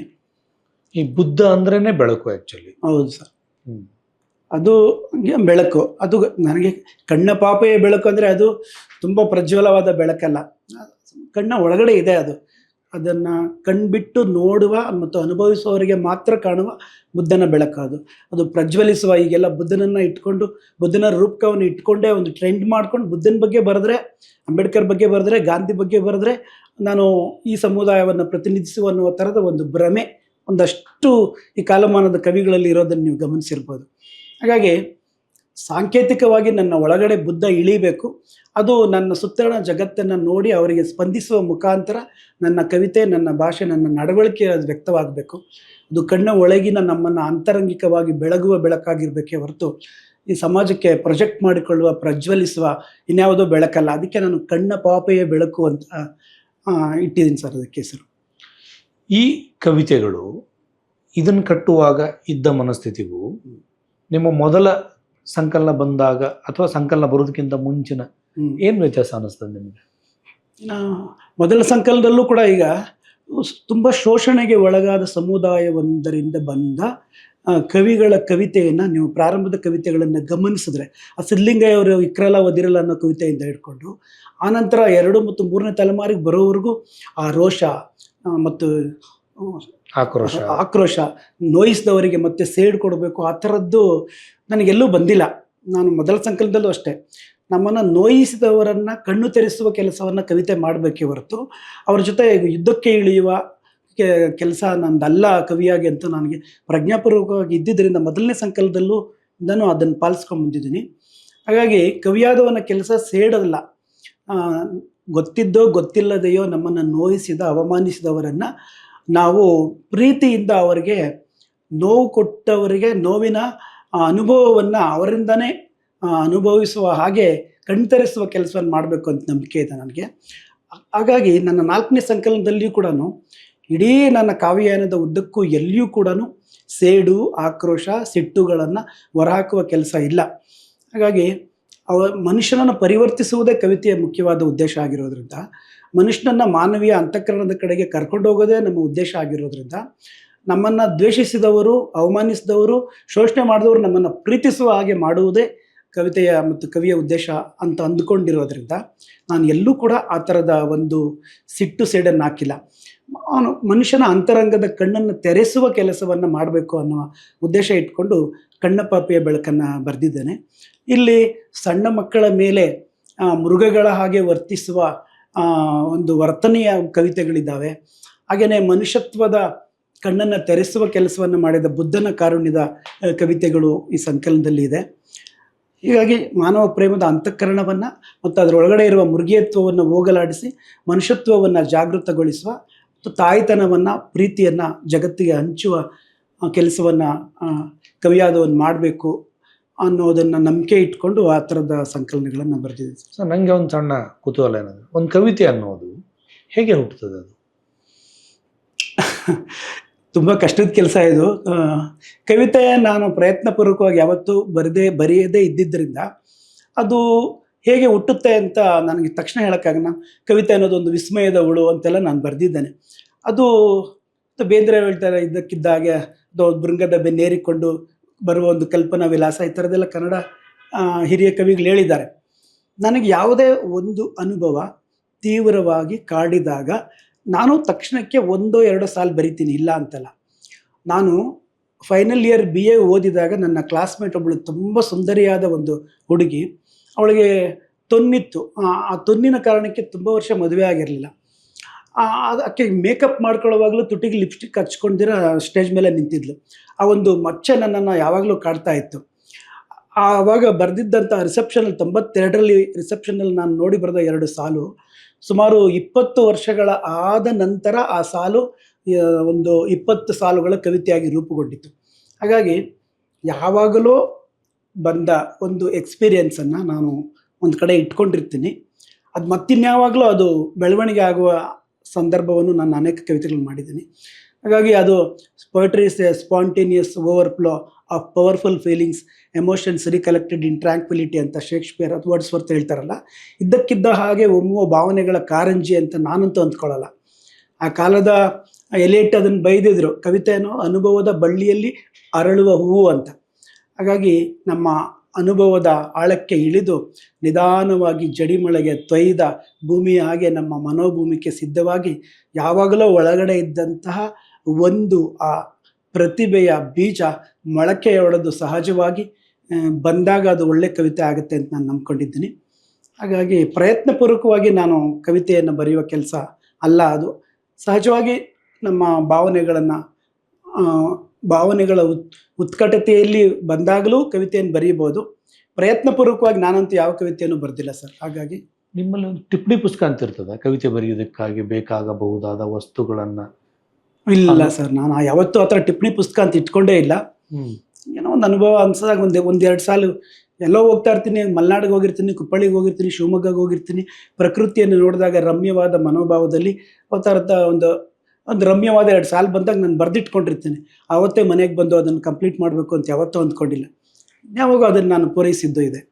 ಅಂದರೆ ಕವಿತೆ ಅನ್ನೋದೊಂದು ಕಟ್ಟುವ ಕ್ರಿಯೆ ಅಂತ ಅನ್ನೋದ್ರಲ್ಲಿ ಹೆಚ್ಚು ನಂಬಿಕೆ ಇಲ್ಲ ನಿಮಗೆ? ಅದು ನನಗೆ ಆ ಥರ ಇಲ್ಲ ಸರ್. ಪ್ರಜ್ಞಾಪೂರ್ವಕವಾಗಿ ಕಟ್ಟುವ ಕ್ರಿಯೆ ಅಂತ ಅಂದ್ಕೊಂಡಿಲ್ಲ. ವಸ್ತು ನನಗೆ ಆಯ್ಕೆ ಆದಾಗ ನಾನು ಬರ್ಕೊಂಡು ಹೋಗ್ತೀನಿ, ಆಮೇಲೆ ಸ್ವಲ್ಪ ಅದನ್ನು ಮಾಡಿಫೈ ಮಾಡ್ತೀನಿ ಈ ರೂಪಕ ಭಾಷೆ ದೃಷ್ಟಿಯಿಂದ. ಅದಕ್ಕೆ ಅಂತ ನಾನು ಒಂದು ಸ್ಕೆಚ್ ಹಾಕ್ಕೊಂಡು ಈ ವಸ್ತು ಇದನ್ನು ಹಿಂಗೆ ಬರೀಬೇಕು, ಅದಕ್ಕೊಂದು ಈಗ ಕಾದಂಬರಿಗೆ ಒಂದು ಫ್ಲಾಟ್ ಇರುತ್ತೆ, ನಾಟಕಕಾರ ಒಂದು ಅದು ಮಾಡ್ಕೊತಾನಲ್ಲ, ಆ ಥರದ ಪೂರ್ವ ತಯಾರಿನ ಕವಿತೆಗೆ ನಾನು ಯಾವತ್ತೂ ಮಾಡ್ಕೊಂಡಿಲ್ಲ ಸರ್. ಕವಿತೆನೇ ಮೊದಲ ಆಯ್ಕೆ ಯಾಕೆ, ಮೊದಲ ಪ್ರೀತಿ ಯಾಕೆ? ಇಲ್ಲ, ನನಗೆ ಕವಿತೆಗಿಂತ ನಾನು ಮೊದಲ ಪ್ರೀತಿ ಗದ್ಯನೇ ಸರ್. ಆದರೆ ನಾನೇನೋ ಬರ್ದಿಲ್ಲ, ಆದರೆ ನಾನು ಮಾತ್ರವಾದ ಒಂದು ಗದ್ಯ ಕೃತಿಯನ್ನು ಬರಿತೀನಿ, ನಾನು ಆತ್ಮಕಥೆಯನ್ನು ಬರಿತೀನಿ, ಒಂದು ದೊಡ್ಡ ಕಾದಂಬರಿ ಬರಿತೀನಿ. ನನ್ನ ನಂಬಿಕೆ ನನಗೆ ಖಂಡಿತ ಇದೆ. ನಾನು 4 ವರ್ಷ ನನಗೆ ಸರ್ವಿಸ್ ಆದಮೇಲೆ ನಾನು ತುಂಬ ಕಲಾತ್ಮಕವಾದ ನನ್ನ ಜೀವನದ ಅನುಭವಗಳನ್ನು ಆತ್ಮಕಥೆ ಅಲ್ಲ ಬರೀಬೇಕು. ತುಂಬ ಜನ ಹೇಳಿದ್ದಾರೆ ನನ್ನ ಪ್ರಬಂಧಗಳನ್ನು ಓದಿ, ಲಕ್ಷ್ಮೀಪತಿ ಕೋಲಾರ, HSR ಇವರೆಲ್ಲ ತುಂಬ ನರಹಳ್ಳಿ ಇವರೆಲ್ಲ, ನೀನು ಗದ್ಯ ಬರೆದಿದ್ದರೆ ಇಷ್ಟೊತ್ತಿಗೆ ನೀನು ತುಂಬ ಫೇಮಸ್ ಆಗ್ತಾ ಇದ್ದೆ ಅಂತ. ಆದರೆ ನನಗೆ ಅದಕ್ಕೆ ತುಂಬ ಸಮಯ ಬೇಕು, ನನಗೆ ಗದ್ಯ ಬರೆಯೋದಕ್ಕೆ ತುಂಬ ಸಮಯ ಬೇಕು ಅಂದ್ಕೊಂಡ್ರು. ನಾನು ಕೂತ್ಕೊಂಡು ತುಂಬ ನಿರಾಳವಾದ ಮನಸ್ಸಿನಲ್ಲಿ ಒಳ್ಳೆಯ ಗದ್ಯವನ್ನು, ಪೊಯಿಟಿಕ್ ಆದಂಥ ಗದ್ಯವನ್ನು ಬರೀಬೇಕು. ಅದು ಮಹಾಕಾವ್ಯಕ್ಕೂ ಗದ್ಯಕ್ಕೂ ಏನು ವ್ಯತ್ಯಾಸ ಇರಬಾರ್ದು, ಆ ಥರದ ಒಂದು ಗದ್ಯ ಕೃತಿಯನ್ನು ಬರೀಬೇಕು ಅನ್ನೋ ಒಂದು ನಮಗೆ ಹಂಬಲ ಇದೆ ಸರ್. ಈಗ ನಿಮ್ಮ ಅಧ್ಯಯನ ಮತ್ತು ಹುಡುಕಾಟ ಇದೆಯಲ್ಲ, ನಿಮ್ಮ ಅನುಭವ ಕವಿತೆಯಾಗುವುದು ಒಂದು ಕ್ರಮ, ನಿಮ್ಮ ಅಧ್ಯಯನದ ವಸ್ತುಗಳು ಅಧ್ಯಯನ ಕೂಡ ಕವಿತೆಯ ವಸ್ತುಗಳಾಗಿ ಬರುವ ಸಾಧ್ಯತೆ ಇರ್ತದಲ್ವಾ? ಅದೆಲ್ಲ ಪಂಪನ ಬಗ್ಗೆ ಒಂದು ಕವಿತೆ ಆ ಥರ ಬಂದಿದೆ ನನ್ನ ಮೊದಲ ಸಂಕಲನದಲ್ಲಿ. ಅದು ಬಿಟ್ಟರೆ ನಾನು ಅಧ್ಯಯನದ ವಸ್ತುಗಳನ್ನು ನಾನು ಯಾವತ್ತೂ ಕವಿತೆ ಮಾಡಿಲ್ಲ, ಅದರ ಶೀರ್ಷಿಕೆಯನ್ನು ಇಟ್ಕೊಂಡಿದ್ದೀನಿ. ಭೂಮಿಗೀತ ಇರ್ಬೋದು, ಈ ಥರದ ಅನೇಕ KS ನವರ ಕವಿತೆಗಳು, ಕವಿತೆಯ ಹೆಸರನ್ನು ಅಷ್ಟೇ ಅದು ಜ್ಞಾಪಿಸುತ್ತೆ ಹೊರತು ಅಧ್ಯಯನದ ವಸ್ತುಗಳನ್ನು ನಾನು ಇನ್ನೂ ಕವಿತೆ ಮಾಡಿಲ್ಲ. ಮಾಡಬಾರ್ದು ಅಂತ ಹಂಗೇನು ಇಲ್ಲ ಸರ್, ಮಾಡಬಾರ್ದು ಅಂತೇನು ಇಲ್ಲ, ಮಾಡಿಲ್ಲ ನಾನು. ನನಗೆ ಇನ್ನೂ ನಾನೇ ಕಂಡುಂಡ ಅನುಭವಗಳ ರಾಶಿ ಇದೆ, ಅದನ್ನೆಲ್ಲ ಕವಿತೆ ಮಾಡಬೇಕು. ಆನಂತರ ಯಾವುದು ನಾನು ಓದೋ ಕಾದಂಬರಿಯ ಒಂದು ಪಾತ್ರನೂ ನನ್ನ ಕವಿತೆಯಲ್ಲಿ ಬರ್ಬೋದು. ಒಂದು ಕತೆ ಟಾಲ್ಸ್ಟಾಯ್ನ ಓದ್ತಾ ಇರ್ತೀವಿ, ಗಾರ್ಕಿನ ಓದ್ತಾ ಇರ್ತೀವಿ, ಆ ಥರದ್ದು ಎಂಥ ಅನುಭವಗಳು ಇದ್ದಾವಲ್ಲ, ಆ ಥರದ ಒಂದು ಪ್ರೆಸೆಂಟೇಷನ್, ಒಂದು ನಿರೂಪಣೆ ನನ್ನ ಗದ್ಯ ಕೃತಿಯಲ್ಲಿ, ನನ್ನ ಕಾವ್ಯ ಕೃತಿಯಲ್ಲಿ ಬರಬೇಕು. ಅದುವರೆಗೂ ನನಗೆ ಅಪೂರ್ಣನೇ ನನ್ನ ಕವಿತೆ, ಒಂದು ಅತೃಪ್ತಿಯ ಯಾನದಲ್ಲಿನ ನನ್ನ ಕವಿತೆ ಇದೆ ಅನ್ನುವ ಅರಿವು ನನಗೆ ಖಂಡಿತ ಇದೆ ಸರ್. ಈ ಕನ್ನಡ ಕಾವ್ಯದ ಚಲನೆಯ ಸ್ವರೂಪ ಇದೆಯಲ್ಲ, ಈಗ ಕಾಲದಿಂದ ಕಾಲಕ್ಕೆ ಬದಲಾಗ್ತಾ ಭಿನ್ನವಾಗ್ತಾ ಆಯಾ ಕಾಲದಕ್ಕೆ ಅನುಗುಣವಾಗಿ ಅದು ರೂಪುಗೊಳ್ತಾ ಇದೆ. ನಿನ್ನೆಯ ಕವಿತೆಯ ಬಗ್ಗೆ ನಿಮಗೆ ಒಂದು ಸ್ಥೂಲವಾದ ಒಂದು ನೋಟ ಇದೆ. ನಾಳಿನ ಕವಿತೆ ಏನಿರ್ಬೋದು? ಅದೇ ನಾಳಿನ ಎಲ್ಲ ಕಾಲಕ್ಕೂ ಈ ಮನುಷ್ಯನ ಅನುಭವಗಳು, ನನ್ನ ಸಮಕಾಲೀನ ತಲ್ಲಣಗಳೇ ಒಬ್ಬ ಕವಿಯ ಕಾವ್ಯವನ್ನು ಯಾವಾಗಲೂ ರೂಪಿಸೋದ್ರಿಂದ ನಾನು ಕವಿತೆಯನ್ನು ಬರೆಯುವ ನಾಳಿನ ಕವಿತೆ ಹೇಗಿರ್ಬೋದು ಅಂದರೆ, ನನ್ನ ಸಮಕಾಲೀನ ಪ್ರಜ್ಞೆ ಎಲ್ಲ ಕಾಲಕ್ಕೂ ನೋಡಿ ಸರ್, ಇದು ನಡ್ಕೊಂಡೇ ಬಂದಿದೆ. ಮಹಿಳೆಯರು, ಶೋಷಣೆಗೆ ಒಳಗಾದ ಮಹಿಳೆಯರು, ತೃತೀಯ ಲಿಂಗಿಗಳು, ಆಮೇಲೆ ದಲಿತರು, ಕಾರ್ಮಿಕರು, ಇದೆಲ್ಲ ಇದೆ ನನ್ನ ಸುತ್ತಲೂ. ಹಾಗಾಗಿ ನನ್ನ ನಾಳಿನ ಇದು ಯಾವ ಮನುಷ್ಯ ಜಗತ್ತು ಇರೋವರೆಗೂ ಕೂಡ ಇದ್ದೇ ಇರುತ್ತೆ. ಹಾಗಾಗಿ ಈ ಸಾರ್ವಕಾಲಿಕವಾದ ಮನುಷ್ಯ ಜೀವನದ ಈ ಸಂಗತಿಗಳನ್ನು, ಈ ನೋವುಗಳನ್ನು, ಈ ಹಸಿವುಗಳನ್ನು, ಅವಮಾನಗಳನ್ನು, ಸಿಟ್ಟುಗಳನ್ನು, ಅಥವಾ ಉದ್ಯಮಿಗಳು, ಬಂಡವಾಳಶಾಹಿಗಳು, ಕಾರ್ಮಿಕರನ್ನು, ಎಲ್ಲ ಕಾಲಕ್ಕೂ ಇದ್ದೇ ಇದೆ. ಈ ಸಂಘರ್ಷವನ್ನು ಮತ್ತು ಈ ಡೈಲಮವನ್ನು ನನ್ನ ನಾಳಿನ ಕವಿತೆ ಹೇಗೆ ಸಶಕ್ತವಾಗಿ ರೂಪಕಾತ್ಮಕವಾಗಿ ಈ ನನ್ನ ನಾಳಿನ ಜನರನ್ನು ಕಣ್ಣು ತೆರೆಸುವ ಹಾಗೆ ಮಾಡಬಹುದು ಅನ್ನೋದರ ಕಡೆಗೆ ಇನ್ನೂ ಹೆಚ್ಚಿನ ಪ್ರಯತ್ನವನ್ನು, ಕಲಾತ್ಮಕವಾದ ಪ್ರಯತ್ನವನ್ನು ಮಾಡಬೇಕು ಅನ್ನೋದು ಬಿಟ್ಟರೆ ನನ್ನ ನಾಳೆಗಳು ಇದಕ್ಕಿಂತ ಭಿನ್ನವಾಗಿರಲ್ಲ ಅಂತ ನಾನು ಅಂದ್ಕೊಂಡಿದ್ದೀನಿ. ನನ್ನ 30 ವರ್ಷಗಳ ಕಾವ್ಯ ಜೀವನದ ನೆನ್ನೆಗಳೇನಿತ್ತೋ ಅದು ಇವತ್ತಿಗೂ ಹಾಗೇ ಇದೆ.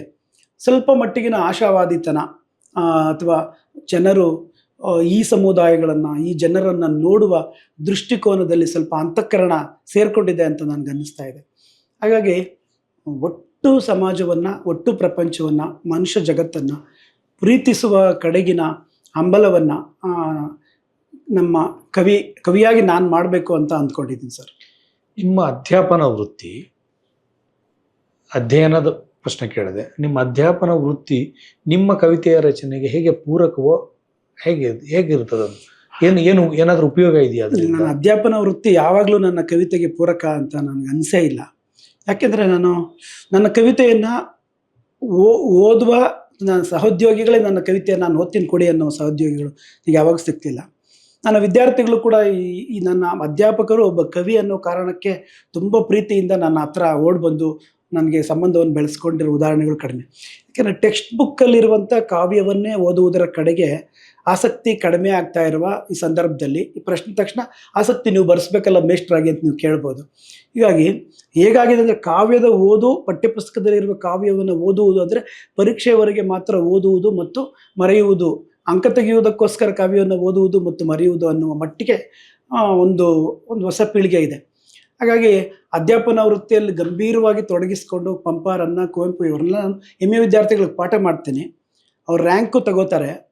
ಆದರೆ ಆ ಅಭಿರುಚಿ ಅವರಲ್ಲಿ ಏನಾದರೂ ಒಂದು ಕ್ರಿಯಾಶೀಲತೆಯನ್ನು, ಸೃಜನಶೀಲತೆಯನ್ನು ಉಂಟು ಮಾಡಿದೆಯಾ ಅಂತ ನಾನು ಯಾವಾಗಲೂ ಕುತೂಹಲ ಭರಿತನಾಗಿ ನೋಡ್ತಾ ಇದ್ದರೆ, ಎಲ್ಲ ಒಬ್ಬರೋ ಇಬ್ಬರೋ ಸ್ವಲ್ಪ ಮಟ್ಟಿಗೆ ಆ ದಿಕ್ಕಿನಲ್ಲಿ ಬಂದಿದ್ದಾರೆ ಅನ್ನೋ ಸಣ್ಣ ತೃಪ್ತಿಯನ್ನು ಬಿಟ್ಟರೆ, ವೈಯಕ್ತಿಕವಾಗಿ ನನ್ನ ಕವಿತೆಯ ಬೆಳವಣಿಗೆಗೆ ಅಧ್ಯಾಪನ ವೃತ್ತಿ ಪೂರಕವಾಗಿದೆ, ಪ್ರೋತ್ಸಾಹಕವಾಗಿದೆ ಅಂತ ನನಗೇನು ಅನಿಸಿಲ್ಲ ಸರ್. ಈಗ ಪಾಠ ಮಾಡುವಾಗ ಯೋಚನೆ ಮಾಡ್ತಾ ಇರ್ತೀರಿ, ಹೊಳವುಗಳು ಬರೋದಿಲ್ವಾ? ಬರುತ್ತೆ ಸರ್.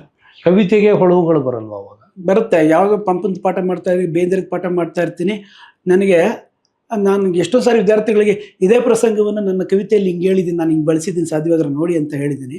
ಅದ್ರ ಜೊತೆಗೆ ಖಂಡಿತ ಹೊಸ ಕವಿತೆಯ ಕಟ್ಟುವುದಕ್ಕೆ ಹೊಳವುಗಳು ಬರಲ್ಲ. ಬರುತ್ತೆ. ಅಂದರೆ ಈ ಕಾಲದಲ್ಲಿ ಇದ್ದರೆ, ನಾನು ಈಗ ಅಕ್ಕ ಮಹಾದೇವಿದ ಒಂದು ವಚನ ಪಾಠ ಮಾಡಬೇಕಾದ್ರೆ ಹಸಿವಾದೊಡೆ ತೃಷೆಯಾದೊಡೆ ಅಂತ ಒಂದು ವಚನ ಇದೆ. ಹಸಿವಾದೊಡೆ ಭಿಕ್ಷಾನ್ನಂಗಳುಂಟು, ತೃಷೆಯಾದೊಡೆ ಕೆರೆ ಹಳ್ಳ ಬಾವಿಗಳ ನೀರುಂಟು ಅನ್ನೋ ವಚನ ಪಾಠ ಮಾಡುವಾಗ ನಾನು ಇದನ್ನು ಈ ಕಾಲದಲ್ಲಿ ಬರೆದಿದ್ದರೆ ಹೇಗಿರ್ಬೋದು ಅಂತ ಅಂದ್ಕೊಂಡು, ಹಸಿವಾದೊಡೆ ಪಿಜ್ಜಾ ಬರ್ಗರ್ ಉಂಟು, ತೃಷೆಯಾದೊಡೆ ಕೋಕಾ ಕೋಲಾ ಡ್ರಿಂಕ್ ಉಂಟು, ಆತ್ಮಸಂಗ, ಆಮೇಲೆ ಶಯನಕ್ಕೆ ಆಳು ದೇಗುಲ ಉಂಟು ಅಂತ ಬಂದಾಗ PG ಅಕಾಮಿಡೇಷನ್ ಉಂಟು, ಆತ್ಮಸಂಘಾತಕ್ಕೆ ಚನ್ನಮಲ್ಲಿಕಾರ್ಜುನ್ ಉಂಟು ಅನ್ನೋ ಸಂದರ್ಭದಲ್ಲಿ ಈ ಥರದ ಇವತ್ತು ಆ ಥರದ್ದು ಮಾಡಿಫಿಕೇಶನ್ ಮಾಡಿ ಕೂಡ ನಾನು ಬರೆದಿದ್ದೀನಿ. ಈ ಕಾಲಕ್ಕೆ ನಾನು ಹೇಗೆ ಅದು ಬರೀಬೋದಾಗಿತ್ತು ಅಂತ ಕೂಡ ಮಾಡಿಫೈ ಮಾಡಿಕೊಂಡು ಕೆಲವು ಆಧುನಿಕ ವಚನಗಳನ್ನು ಕೂಡ ನಾನು ಬರೆದಿದ್ದೀನಿ. ನಿಮ್ಮ ಅಧ್ಯಯನ MPhil ಅದಕ್ಕೆ ಅದರ ವಸ್ತು ಅದಕ್ಕೆ ಸಂಬಂಧಪಟ್ಟಂಗೆ ಹೇಳೋದಾದ್ರೆ? MPhil ಅಧ್ಯಯನ ಅಡಿಗರ ಕಾವ್ಯ ಸಂಸ್ಕೃತಿ ಮತ್ತು ವ್ಯಕ್ತಿತ್ವ ವಿಕಾಸದ ಪ್ರಶ್ನೆಗಳು ಅಂತ ಕಿರಂ ನಾಗರಾಜ್ ಅವರ ಮಾರ್ಗದರ್ಶನದಲ್ಲಿ ಆ ಥರದ ಒಂದು ಸಂಪ್ರಬಂಧವನ್ನು ನಾನು ವಿಶ್ವವಿದ್ಯಾಲಯಕ್ಕೆ ಸಲ್ಲಿಸಿದೆ. ಅಡಿಗರನ್ನು ಓದುವುದಕ್ಕೆ ಎಂಎ ತರಗತಿಗಳಲ್ಲಿ ಭಯ ಪಡ್ತಾ ಇದ್ದಂಥ ಸಂದರ್ಭದಲ್ಲಿ ಅಡಿಗರ ಬಗ್ಗೆ ಸ್ವಲ್ಪ ಅಡಿಗರ ಕಾವ್ಯದ ಬಗ್ಗೆ ಪ್ರೀತಿ ಉಂಟು ಮಾಡುವ ಹಾಗೆ ಗಂಟೆಗಟ್ಟಲೆ ಕಿರಂ ನಾಗರಾಜ್ ಸರ್ ಪಾಠ ಮಾಡ್ತಾಯಿದ್ರು. ಅದರಿಂದ ನಾನೇ ಗೈಡ್ ಮಾಡ್ತೀನಿ ಕಣೆಯ, ಈ ಥರದ್ದು ಒಂದು ಸಬ್ಜೆಕ್ಟ್ ತಗೋ ಅಂತ ಅವರು ಕೊಟ್ಟು ಅಡಿಗರ ಕಾವ್ಯವನ್ನು ತುಂಬ ಸ್ವಲ್ಪ ಗಂಭೀರವಾಗಿ ಓದುವ ಹಾಗೆ ಮಾಡಿದ್ರು. ಹಾಗಾಗಿ ಸಂಸ್ಕೃತಿ ಅಂದರೆ ನಾವೆಲ್ಲ ಅಂತ ತಿಳ್ಕೊಂಡಿರೋ ಹಾಗೆ ದೇವಡ ನರಸಿಂಹಶಾಸ್ತ್ರಿ ಅವರು ಅಥವಾ ಇನ್ಯಾವುದೋ ಪಾಶ್ಚಾತ್ಯ ವಿದ್ವಾಂಸರು ಸಂಸ್ಕೃತಿಯ ಬಗ್ಗೆ ಏನು ವ್ಯಾಖ್ಯಾನಗಳನ್ನು ಮಂಡಿಸಿದಾರಲ್ಲ, ಅದಕ್ಕಿಂತ ಭಿನ್ನವಾಗಿ ನಮ್ಮ ಕಾವ್ಯದ ಒಳಗಡೆನೇ ಒಂದು ಸಂಸ್ಕೃತಿಯ ಚರ್ಚೆ ಆಗ್ತಾ ಇದೆ. ಅಡಿಗರು ತಮ್ಮ ಕಾವ್ಯದ ಒಳಗಡೆನೇ ಒಂದು ನಮ್ಮ ಸಂಸ್ಕೃತಿಗೆ ಹೇಗೆ ಭಿನ್ನವಾಗಿ ಮುಖ ತಿರುಗಿಸ್ಕೊಂಡು ಅವರು ಮಾತಾಡ್ತಾ ಇದ್ದಾರೆ ಅನ್ನೋದರ ಕಡೆಗೆ ನನಗೆ ಕಿರಂ ನಾಗರಾಜ್ ಸರ್ ಅವರು ಕಣ್ಣು ತೆರೆಸಿದ್ರು. ಆ ಒಂದು ಹಿನ್ನೆಲೆಯಲ್ಲಿ ನಾನು ಅದನ್ನು ತಗೊಂಡಿದ್ದೆ ಸರ್. ಅಡಿಗರ ಬಲಪಂಥೀಯ ಆಲೋಚನಾ ಕ್ರಮ ಅವರ ಕಾವ್ಯವನ್ನು ರೂಪಿಸಿದೆ ಅಂತ ಅನಿಸುತ್ತಾ? ಯಾಕೆ ಈ ಪ್ರಶ್ನೆ ಕೇಳ್ತಾ ಇದ್ದೇನೆ ಅಂದರೆ, ವರ್ತಮಾನದಲ್ಲಿ ಅಡಿಗರ ಅಪ್ರಸ್ತುತ ಅಂತ ಅನ್ನುವ ಒಂದು ವಾದವನ್ನು ಇತ್ತೀಚೆಗೆ ಕೇಳಿಸ್ತಾ ಇದೆ. ಈ ಹಿನ್ನೆಲೆ ಒಳಗೆ ಸರ್ ಬಲಪಂಥೀಯ ಧೋರಣೆಗಳು ಅಡಿಗರಲ್ಲಿ ಇದೆ, ಇಲ್ಲ ಅಂತ ನಾನು ಹೇಳೋದು. ಬರೀ ರಾಜಕೀಯ ಪ್ರಜ್ಞೆಯ ಭಾಗವಾಗಿ ಮಾತ್ರ ಇತ್ತ, ಅದು ಕಾವ್ಯದ ಒಳಗೂ ನುಸುಳಿದೆಯಾ ಅಂತ? ಇಲ್ಲ, ಕಾವ್ಯ ಒಬ್ಬ ಕವಿಯಾಗಿ ಅಡಿಗರನ್ನು ನೋಡಿದಾಗ ಅವರು ಬಲಪಂಥೀಯ ಧೋರಣೆಯನ್ನು ಯಾವತ್ತೂ ಒಂಥರ ಪ್ರತಿಪಾದಿಸಿಲ್ಲ ಅಂತ ನಾನು ಅಂದ್ಕೋತೀನಿ. ಅವರು ಕಾವ್ಯದಲ್ಲಿ ಶ್ರೇಷ್ಠತೆ ಅಂತ ಆಗಿರ್ಬೋದು, ಅಥವಾ ಕಾವ್ಯವನ್ನು ಶುದ್ಧಾಂಗವಾಗಿ ಕಟ್ಟಬೇಕು ಅನ್ನುವ ಹುಡುಕಾಟದಲ್ಲಿ ಆಗಿರ್ಬೋದು, ಮತ್ತು ಪರಂಪರೆ ಮತ್ತು ವರ್ತಮಾನಗಳ ನಡುವಿನ ತಾಕಲಾಟವನ್ನು ಯಾವಾಗಲೂ ಕಾವ್ಯದ ಮುಖಾಂತರ ಉಂಟು ಮಾಡ್ತಾನೆ. ನಮ್ಮ ಭವಿಷ್ಯವನ್ನು ಹೇಗೆ ಕಟ್ಕೋಬೇಕು ಅನ್ನುವ ದಿಕ್ಕಿನಲ್ಲಿ ಅಡಿಗರ ಎಲ್ಲ ಪ್ರಯತ್ನ ಇದ್ದಿದ್ದರಿಂದ ಬಲಪಂಥೀಯ ಧೋರಣೆನೇ ಸಂಪೂರ್ಣವಾಗಿ ಅಡಿಗರನ್ನು ಆಕ್ರಮಿಸ್ಕೊಂಡಿದೆ. ಅದೇ ಒಂದು ಪ್ರಧಾನವಾದ ಚಿಂತನೆ ಅಥವಾ ತಾತ್ವಿಕತೆ ಅಂತ ನಾನು ಖಂಡಿತ ಅಂದ್ಕೊಂಡಿಲ್ಲ. ಅಡಿಗರನ್ನೇ ನಿಮ್ಮ ವಸ್ತು ಹಾಕಿಸಿಕೊಂಡದ್ದಕ್ಕೆ ನೀವು ಕಾರಣ ಹೇಳಿದ್ರಿ. ಅವರೇ ಎರಡು ಸ್ಟಿಕ್ ಆದದ್ದು ಏನಕ್ಕೆ? ನನಗೆ ಆಗಾಗಲೇ ಅಡಿಗರ ಬಗ್ಗೆ ಒಂದು ಅಭಿರುಚಿಯನ್ನು ಕಿರಂ ನಾಗರಾಜ್ ಸರ್ ಮೂಡಿಸಿದ್ರು. ಆಮೇಲೆ ಅಡಿಗರ ಕಾವ್ಯ ಅಂದರೆ ಅದೊಂದು ಕಬ್ಬಿಣದ ಕಡಲೆ, ಅದು ಅಪ್ರಸ್ತುತ, ಆ ಥರದ್ದೆಲ್ಲ ಚರ್ಚೆಗಳಿರೋವಂಥ ಸಂದರ್ಭದಲ್ಲಿ ಅಡಿಗರ ಕಾವ್ಯವನ್ನು ತುಂಬ ಎಂಜಾಯ್ ಮಾಡ್ಕೊಂಡು ಓದುವ ಹಾಗೆ ನನಗೆ ಕಿರಂ ನಾಗರಾಜ್ ಸರ್ ಕಲಿಸ್ಕೊಟ್ಟಿದ್ರು. ಒಂದು ಅಭಿರುಚಿಯ ನಿರ್ಮಾಣ ಆಗಿತ್ತು. ಜೊತೆಗೆ PhD ಅಂತ ಬಂದಾಗ ಏನಾಗುತ್ತೆ, ಆ ಕಾಲಕ್ಕೆ ನವ್ಯದ ಬಗ್ಗೆ ಅಥವಾ ಅಡಿಗರ ಬಗ್ಗೆ ಹಿಂದೇಟ್ ಹಾಕಿ ಯಾರು PhDಗೆ ಆಯ್ಕೆ ಮಾಡ್ಕೊಳ್ತಾ ಇರಲಿಲ್ಲ. ಹಾಗೆ ಅದೊಂದು ಚಾಲೆಂಜ್ ಕೂಡ ಹೌದು ನನಗೆ. ಹಾಗಾಗಿ ಅಡಿಗರ ಅಂದರೆ ದೂರ ಸರಿಯುತ್ತಾ ಇದ್ದಂಥ ಸಂದರ್ಭದಲ್ಲಿ ಅಡಿಗರನ್ನು ಇಟ್ಕೊಂಡು ಯಾಕೆ ನಾನು PhD ಅಡಿಗ ಒಂದು ಕೇಂದ್ರ ಅಷ್ಟೇ, ಅಡಿಗರನ್ನೇ ಸಮಗ್ರವಾಗಿ ನಾನು PhD ಅಡಿಗರು ತಮ್ಮ ಕಾವ್ಯದ ಮುಖಾಂತರ ಪ್ರತಿಪಾದಿಸಿದಂಥ ನವ್ಯದ ತಾತ್ವಿಕತೆ ಮತ್ತು ಆ ಕಾಲದಲ್ಲಿ ಬರಿತಾ ಇದ್ದಂಥ ಅನೇಕ ಸಮಕಾಲೀನ ಕವಿಗಳು ಅಡಿಗರ ಒಂದು ಗುರುತ್ವ ಕೇಂದ್ರದಿಂದ ಬಿಡಿಸಿಕೊಂಡು ತಮ್ಮದೇ ಆದ ಒಂದು ಅಸ್ತಿತ್ವವನ್ನು ಕಂಡುಕೊಳ್ಳೋದಕ್ಕೆ ಪ್ರಯತ್ನ ಪಡ್ತಾ ಇದ್ದಂಥ ಕಾಲಘಟ್ಟದಲ್ಲಿ ಅದನ್ನು ಒಂದು ರಾಚನಿಕವಾಗಿ ಒಂದು ಹುಡುಕಾಟ ಮಾಡಬೇಕು ನಾನು. ಅದು ತುಂಬ ಇಂಟ್ರೆಸ್ಟಿಂಗ್ ಆದ ಸಬ್ಜೆಕ್ಟ್, ಯಾರೂ ಮಾಡಿರಲಿಲ್ಲ. ಹಾಗಾಗಿ ರಾಮಾನುಜಮ್ ಆಗಿರ್ಬೋದು, ತೇಜಸ್ವಿ ಆಗಿರ್ಬೋದು, ಆ ಕಾಲದ ಎಲ್ಲರೂ ಮೊದಲು ಕವಿತೆಯನ್ನು ಬರೆದು ಅಡಿಗರಿಂದ ಬಿಡಿಸ್ಕೊಂಡು ತಮ್ಮ ಕಾವ್ಯೇತರ ಪ್ರಕಾರಗಳ ಕಡೆಗೆ ಹೊರಡ್ತಾ ಇದ್ದಂಥ ಒಂದು ತುಂಬ ಕುತೂಹಲಕರವಾದ ಒಂದು ಘಟ್ಟ. ಅದರ ಹುಡುಕಾಟ ತುಂಬ ಇಂಟ್ರೆಸ್ಟಿಂಗ್ ಆಗಿ ಇರುತ್ತೆ ಅಂತ ಅಂದ್ಕೊಂಡು ನಾನು ಆ ವಸ್ತುವನ್ನು ಆಯ್ಕೆ ಮಾಡಿಕೊಂಡೆ ಸರ್. ಏನು ಶೋಧ ಸಿಕ್ಕದ್ದು? ಇಲ್ಲ, ಈ ಥರದ ಏನು ಶೋಧ ಅಂತಂದರೆ ಅದು ಅಡಿಗರಿಂದ ಬಿಡಿಸಿಕೊಂಡು ಒಂದು ಹೊಸ ರೀತಿಯ ಒಂದು ಕಾವ್ಯೇತರ ಯಾಕೆ ಬಿಡಿಸ್ಕೋಬೇಕಂತ ಅನಿಸ್ತಾ ಇತ್ತು ಅವರಿಗೆ? ಎಲ್ಲ ಕಾಲದಲ್ಲಿಯೂ ಅತ್ಯಂತ ಪ್ರಭಾವಶಾಲಿ, ತನ್ನ ಸಮಕಾಲೀನ ಪ್ರಭಾವಶಾಲಿಯಾದಂಥ ಒಂದು ಸಾಹಿತ್ಯದಿಂದ ಬಿಡಿಸ್ಕೊಂಡು ತನ್ನದೇ ಆದ ಅಸ್ತಿತ್ವಕ್ಕೋಸ್ಕರ ಹುಡುಕಾಟ ಮಾಡ್ತಾ ಇರುವ ಸಾಹಿತ್ಯಗಳನ್ನು, ಕವಿಗಳನ್ನು ಎಲ್ಲ ಪ್ರಕಾರದಲ್ಲೂ ನಾವು ಕಾಣ್ತೀವಿ. ಅದು ಒಂದು ಸಹಜವಾದ ಒಂದು ಹಂಬಲ, ತನ್ನ ಅಸ್ತಿತ್ವವನ್ನು ಹುಡುಕಿಕೊಳ್ಳುವುದಕ್ಕೆ ತನಗಿಂತ ಹಿರಿಯ ಕವಿಯ ಪ್ರಭಾವ ವಲಯವನ್ನು ಬಿಡಿಸ್ಕೊಳ್ಳೋದೇ ಪ್ರತಿಯೊಬ್ಬ ಸಮಕಾಲೀನ ಕವಿಯ ಒಂದು ಸವಾಲಾಗಿರುತ್ತೆ, ಚಾಲೆಂಜ್ ಆಗಿರುತ್ತೆ. ಹಾಗಾಗಿ ತುಂಬ ಜನ ಅಡಿಗರ ಪ್ರಭಾವದಿಂದ ಬಿಡಿಸ್ಕೊಂಡು ಕವಿತೆಯನ್ನು ಬರೀದೇ ಇದ್ದಂಥವ್ರನ್ನ ಅಥವಾ ಬರೆಯೋದು ಬಿಟ್ಟು ಬೇರೆ ಕಾವ್ಯೇತರ ಪ್ರಕಾರಗಳ ಕಡೆಗೆ ಚಲಿಸಿದ್ದನ್ನು ಅವರು ಹೇಳ್ಕೊಂಡಿದ್ದಾರೆ. ಹಾಗಾಗಿ ಇದೊಂದು ತುಂಬ ಇಂಟ್ರೆಸ್ಟಿಂಗ್ ಆದಂಥ ಒಂದು ವಿಷಯ ನನಗೆ ಸಂಶೋಧನೆಗೆ, ಅದಕ್ಕೆ ನಾನು ಅದನ್ನು ಆಯ್ಕೆ ಮಾಡಿಕೊಂಡೆ. ಈ ಹುಡುಕಾಟ ನಿಮ್ಮ ಓದನ್ನು ರೂಪಿಸಿದ್ದ? ಖಂಡಿತ. ನಾನು ಎಷ್ಟು ಓದಿದ್ದೀನಿ ಅಂತಂದರೆ, ನನಗೆ ಡಾಕ್ಟರ್ HS ರಾಘವೇಂದ್ರ ಅವರು ಮೊದಲ ಗೈಡು. ಆನಂತರ ನಾನು ಇನ್ ಟೈಮ್ಗೆ ಅದನ್ನ ಸಬ್ಮಿಟ್ ಮಾಡಲಿಲ್ಲ ಅನ್ನೋ ಕಾರಣಕ್ಕೆ ಸಿದ್ಧಲಿಂಗಯ್ಯನವರು ನನಗೆ ಮಾರ್ಗದರ್ಶಕರಾದರು. ನವ್ಯೋತ್ತರ ಕಾಲಘಟ್ಟದ ನೂರಾರು ಕೃತಿಗಳನ್ನು, ಅದು ಕತೆ, ಕಾವ್ಯ, ಕಾದಂಬರಿ, ನಾಟಕ, ಇವುಗಳ ಮೇಲೆ ನವ್ಯದ ಈ ಪ್ರಭಾವದಿಂದ ಹೇಗೆ ಅದರ ಇಂಪ್ಯಾಕ್ಟು ಗದ್ಯ ಕೃತಿಗಳಲ್ಲೂ ಹೇಗೆ ಬಂತು ಅನ್ನುವುದರ ಹುಡುಕಾಟಕ್ಕೋಸ್ಕರ ನಾನು ತುಂಬ ಓದಿಕೊಳ್ಳುವ ಹಾಗೆ ಆಯಿತು. ಹಾಗಾಗಿ ಇಡೀ ಕನ್ನಡ ಆ ಕಾಲಘಟ್ಟದ ಸುಮಾರು ಒಂದು 100 ವರ್ಷದ ಕನ್ನಡ ಕಾವ್ಯ, ಕತೆ, ಕಾದಂಬರಿ, ನಾಟಕಗಳನ್ನು ತೌಲನಿಕವಾಗಿ ಅಧ್ಯಯನ ಮಾಡುವ, ವಿಮರ್ಶೆಗಳನ್ನು ಅಧ್ಯಯನ ಮಾಡುವ ಒಂದು ಆಳವಾದ ಅಧ್ಯಯನಕ್ಕೆ ನನ್ನ ತೊಡಗಿಸುವ ಹಾಗೆ ನನಗೆ ನನ್ನ PhD ಅಧ್ಯಯನ ಮಾಡ್ತು ಅನ್ನೋದು ತೃಪ್ತಿಕರವಾದ ವಿಷಯ. ಪುಸ್ತಕ ನಾನು ಮಾಡದೇ ಇರ್ಬೋದಾದರೆ ಈಗಲೂ ನಾನು ಆ ಚಳುವಳಿಯ ಬಗ್ಗೆ ತುಂಬ ಅಥೆಂಟಿಕ್ ಆಗಿ ತಿಳ್ಕೊಳ್ಳುವ ಸಾಹಿತ್ಯದ ಮೇಷ್ಟ್ರಾಗಿ ಮತ್ತು ಕವಿಯಾಗಿ ನಾನು ಅದನ್ನು ಒಂದು ಗ್ರಹಿಸಿಕೊಳ್ಳುವ ಅವಕಾಶ ನನಗೆ ಅದು ಒದಗಿಸಿತ್ತು ಅನ್ನೋ ಕಾರಣಕ್ಕೆ ನನಗೆ ಅಧ್ಯಯನ ಇಂಪಾರ್ಟೆಂಟ್. ಈಗ ಒಬ್ಬರು ಕವಿಯಾದ ಯಲ್ಲಪ್ಪ ಇದ್ದಾರೆ, ಅಧ್ಯಾಪಕರಾದ ಯಲ್ಲಪ್ಪ ಇದ್ದಾರೆ, ಮತ್ತು ಅಧ್ಯಯನ ಮಾಡುವ ಸಂಶೋಧಕ ಇದ್ದಾರೆ. ಈ ಸಂಶೋಧಕ ಯಲ್ಲಪ್ಪನವರು ಕವಿಯಾದ ಯಲ್ಲಪ್ಪನವರನ್ನು ಮೀಟ್ ಮಾಡಿದ್ರೆ, ಮುಖಾಮುಖಿ ಆದರೆ ಏನು ಪ್ರಶ್ನೆ ಕೇಳ್ಬೋದು ಕವಿಗೆ ಅವರು? ಕವಿಯಾದ ಯಲ್ಲಪ್ಪ ಸಂಶೋಧಕನನ್ನು ಮೀಟ್ ಮಾಡಿದ್ರೆ ಏನಾಗ್ತದೆ? ನಾನು ಯಾವುದ್ರ ಜೊತೆ ಬೆರೆಸೋದೇ ಇಲ್ಲ ಸಾಮಾನ್ಯವಾಗಿ. ತುಂಬ ಮೂರರ ಜೊತೆ ನಾನು ಕವಿಯಾಗಿದ್ದಾಗ ಕವಿ, ಅಧ್ಯಾಪಕನಾಗಿದ್ದಾಗ ಅಧ್ಯಾಪಕ, ಅನೇಕ ಸಂಶೋಧನಾ ಪ್ರಬಂಧಗಳನ್ನು ಬರೆದಿದ್ದೇನೆ. ನನ್ನ ಸಂಶೋಧನಾ ವಿದ್ಯಾರ್ಥಿಗಳಿಗೆ ಮಾರ್ಗದರ್ಶನ ಮಾಡುವ ಸಂದರ್ಭದಲ್ಲಿ ಕಾವ್ಯದವನ್ನು ಕುರಿತ ಸಂಶೋಧನೆಗಳನ್ನು ಹೇಗೆ ಮಾಡಬಹುದು ಅನ್ನುವುದಕ್ಕೆ ನನಗೆ ಇದು ಅನುಕೂಲ ಆಗುತ್ತೆ. ಕನ್ನಡ ಕಾವ್ಯದಲ್ಲಿ ಇದುವರೆಗೂ ಯಾವ್ಯಾವ ಥರದ ಸಂಶೋಧನೆಗಳಾಗಿದೆ, ಕನ್ನಡ ಕಾವ್ಯವನ್ನು ಈ ಕಾಲದ ಹೊಸ ಸಂಶೋಧಕರು ಯಾವ ಹೊಸ ರೀತಿಯ ಅಲ್ಲಿ ಸಂಶೋಧನೆ ಮಾಡಬಹುದು ಅನ್ನುವುದಕ್ಕೆ ನನಗೆ ಅನುಕೂಲ ಆಗಿದೆ. ಅಧ್ಯಾಪಕನಾಗಿ ನಾನು ಅನೇಕ ಕನ್ನಡದ ಸಾಹಿತ್ಯ ಕೃತಿಗಳನ್ನು, ಕಾವ್ಯವನ್ನು, ಶಾಸ್ತ್ರಗಳನ್ನು ಪಾಠ ಮಾಡುವ ಸಂದರ್ಭದಲ್ಲಿ ಮೂರು ಒಂದಕ್ಕೊಂದು ಬಹುಶಃ ವಸ್ತುವಿನ ದೃಷ್ಟಿಯಿಂದ ಲಿಂಕ್ ಅಂತ ಅನಿಸಿದ್ರು. ನಾನು ಅಧ್ಯಾಪಕನಾಗಿರುವಾಗ ಅಧ್ಯಾಪಕನಾಗಿರ್ತೇನೆ, ಕವಿಯಾಗಿರ್ತೇನೆ, ಸಂಶೋಧಕನಾಗಿರುವಾಗ ಸಂಶೋಧಕನಾಗಿರ್ತೇನೆ ಅಂತ ತಕ್ಷಣಕ್ಕೆ ಮೂರರ ನಡುವೆ ನಾನು ಗೋಡೆ ಹಾಕ್ಕೊಂಡಿದ್ದೇನೆ ಅಂತ ಹೇಳೋಕ್ಕಾಗದೇ ಇದ್ರು ಅದು ಒಂದಕ್ಕಿನ್ನೊಂದಕ್ಕೆ ಪೂರಕವಾಗಿಯೇ ಈ ಒಂದು ಕ್ರಿಯೆ ನಡೀತಾ ಇರುತ್ತೆ ಅಂತ ಅನ್ಸುತ್ತೆ ಸರ್. ನಿಮ್ಮ ಬಾಲ್ಯದ ದಿನಗಳು ಹೇಗಿದ್ದವು? ಅದೇ ಬಾಲ್ಯದ ದಿನಗಳು ಆರಂಭದಲ್ಲಿ ಸ್ವಲ್ಪ ಪ್ರಸ್ತಾಪ ಮಾಡಿದ್ರಿ, ಅದನ್ನ ಇನ್ನಷ್ಟು ಇದು ಮಾಡೋದಾದ್ರೆ? ಅದೇ ಸರ್, ನನಗೆ ಬಾಲ್ಯ ಅಂತಂದರೆ ಹಸಿವಿತ್ತು, ಅವಮಾನ ಇತ್ತು, ಊರಿನ ಹೊರಗಡೆ ಬದುಕುವ ಜನರ ಜೊತೆಗೆ ಸೇರೋಕ್ಕೆ ಅವಕಾಶ ಇರಲಿಲ್ಲ. ಇಡೀ ಊರಿನಲ್ಲಿ ಒಂದೇ ಒಂದು ನಮ್ಮ ಸಮುದಾಯದ ಒಂದು ಕುಟುಂಬ ಇತ್ತು. ಹಂಗಾಗಿ ಒಂದು ಬಾವಿಗೆ ಹೋಗಿ ನೀರನ್ನು ನಾವು ಮುಟ್ಟುವ ಹಾಗೆ ಇರಲಿಲ್ಲ, ಕೆರೆಗೆ ಹೋಗಿ ಸ್ನಾನ ಮಾಡುವ ಹಾಗೆ ಇರಲಿಲ್ಲ. ದಿನಪೂರ್ತಿ ಒಂದು ಊರ ಮಧ್ಯದಲ್ಲಿರುವ ಬಾವಿಗೆ ಹೋದರೆ ಒಂದು ಮಧ್ಯಾಹ್ನದವರೆಗೂ ನನ್ನ ಒಂದು ನಮ್ಮ ಮಣ್ಣಿನ ಗಡಿಗೆಯನ್ನು ಇಟ್ಕೊಂಡಿದ್ರು ಯಾರು ನೀರು ಹಾಕ್ತಾ ಇರಲಿಲ್ಲ. ಅದು ಎಷ್ಟು ಸಿಟ್ಟಿತ್ತು ನನಗೆ ಅಂತಂದರೆ, ಅವರೆಲ್ಲ ಹೋದ ನಂತರ ಕೊನೆಗೆ ಇವ್ರು ನನ್ನ ಗಡಿಗೆಗೆ ನೀರು ಹಾಕ್ಲಿಲ್ವ ಅನ್ನೋ ಕಾರಣಕ್ಕೆ ಬಾವಿಯಲ್ಲಿ ಎಂಜಲುಗಿದ್ಬಿಟ್ಟು ಬಂದುಬಿಟ್ಟಿದ್ದೀನಿ ನಾನು.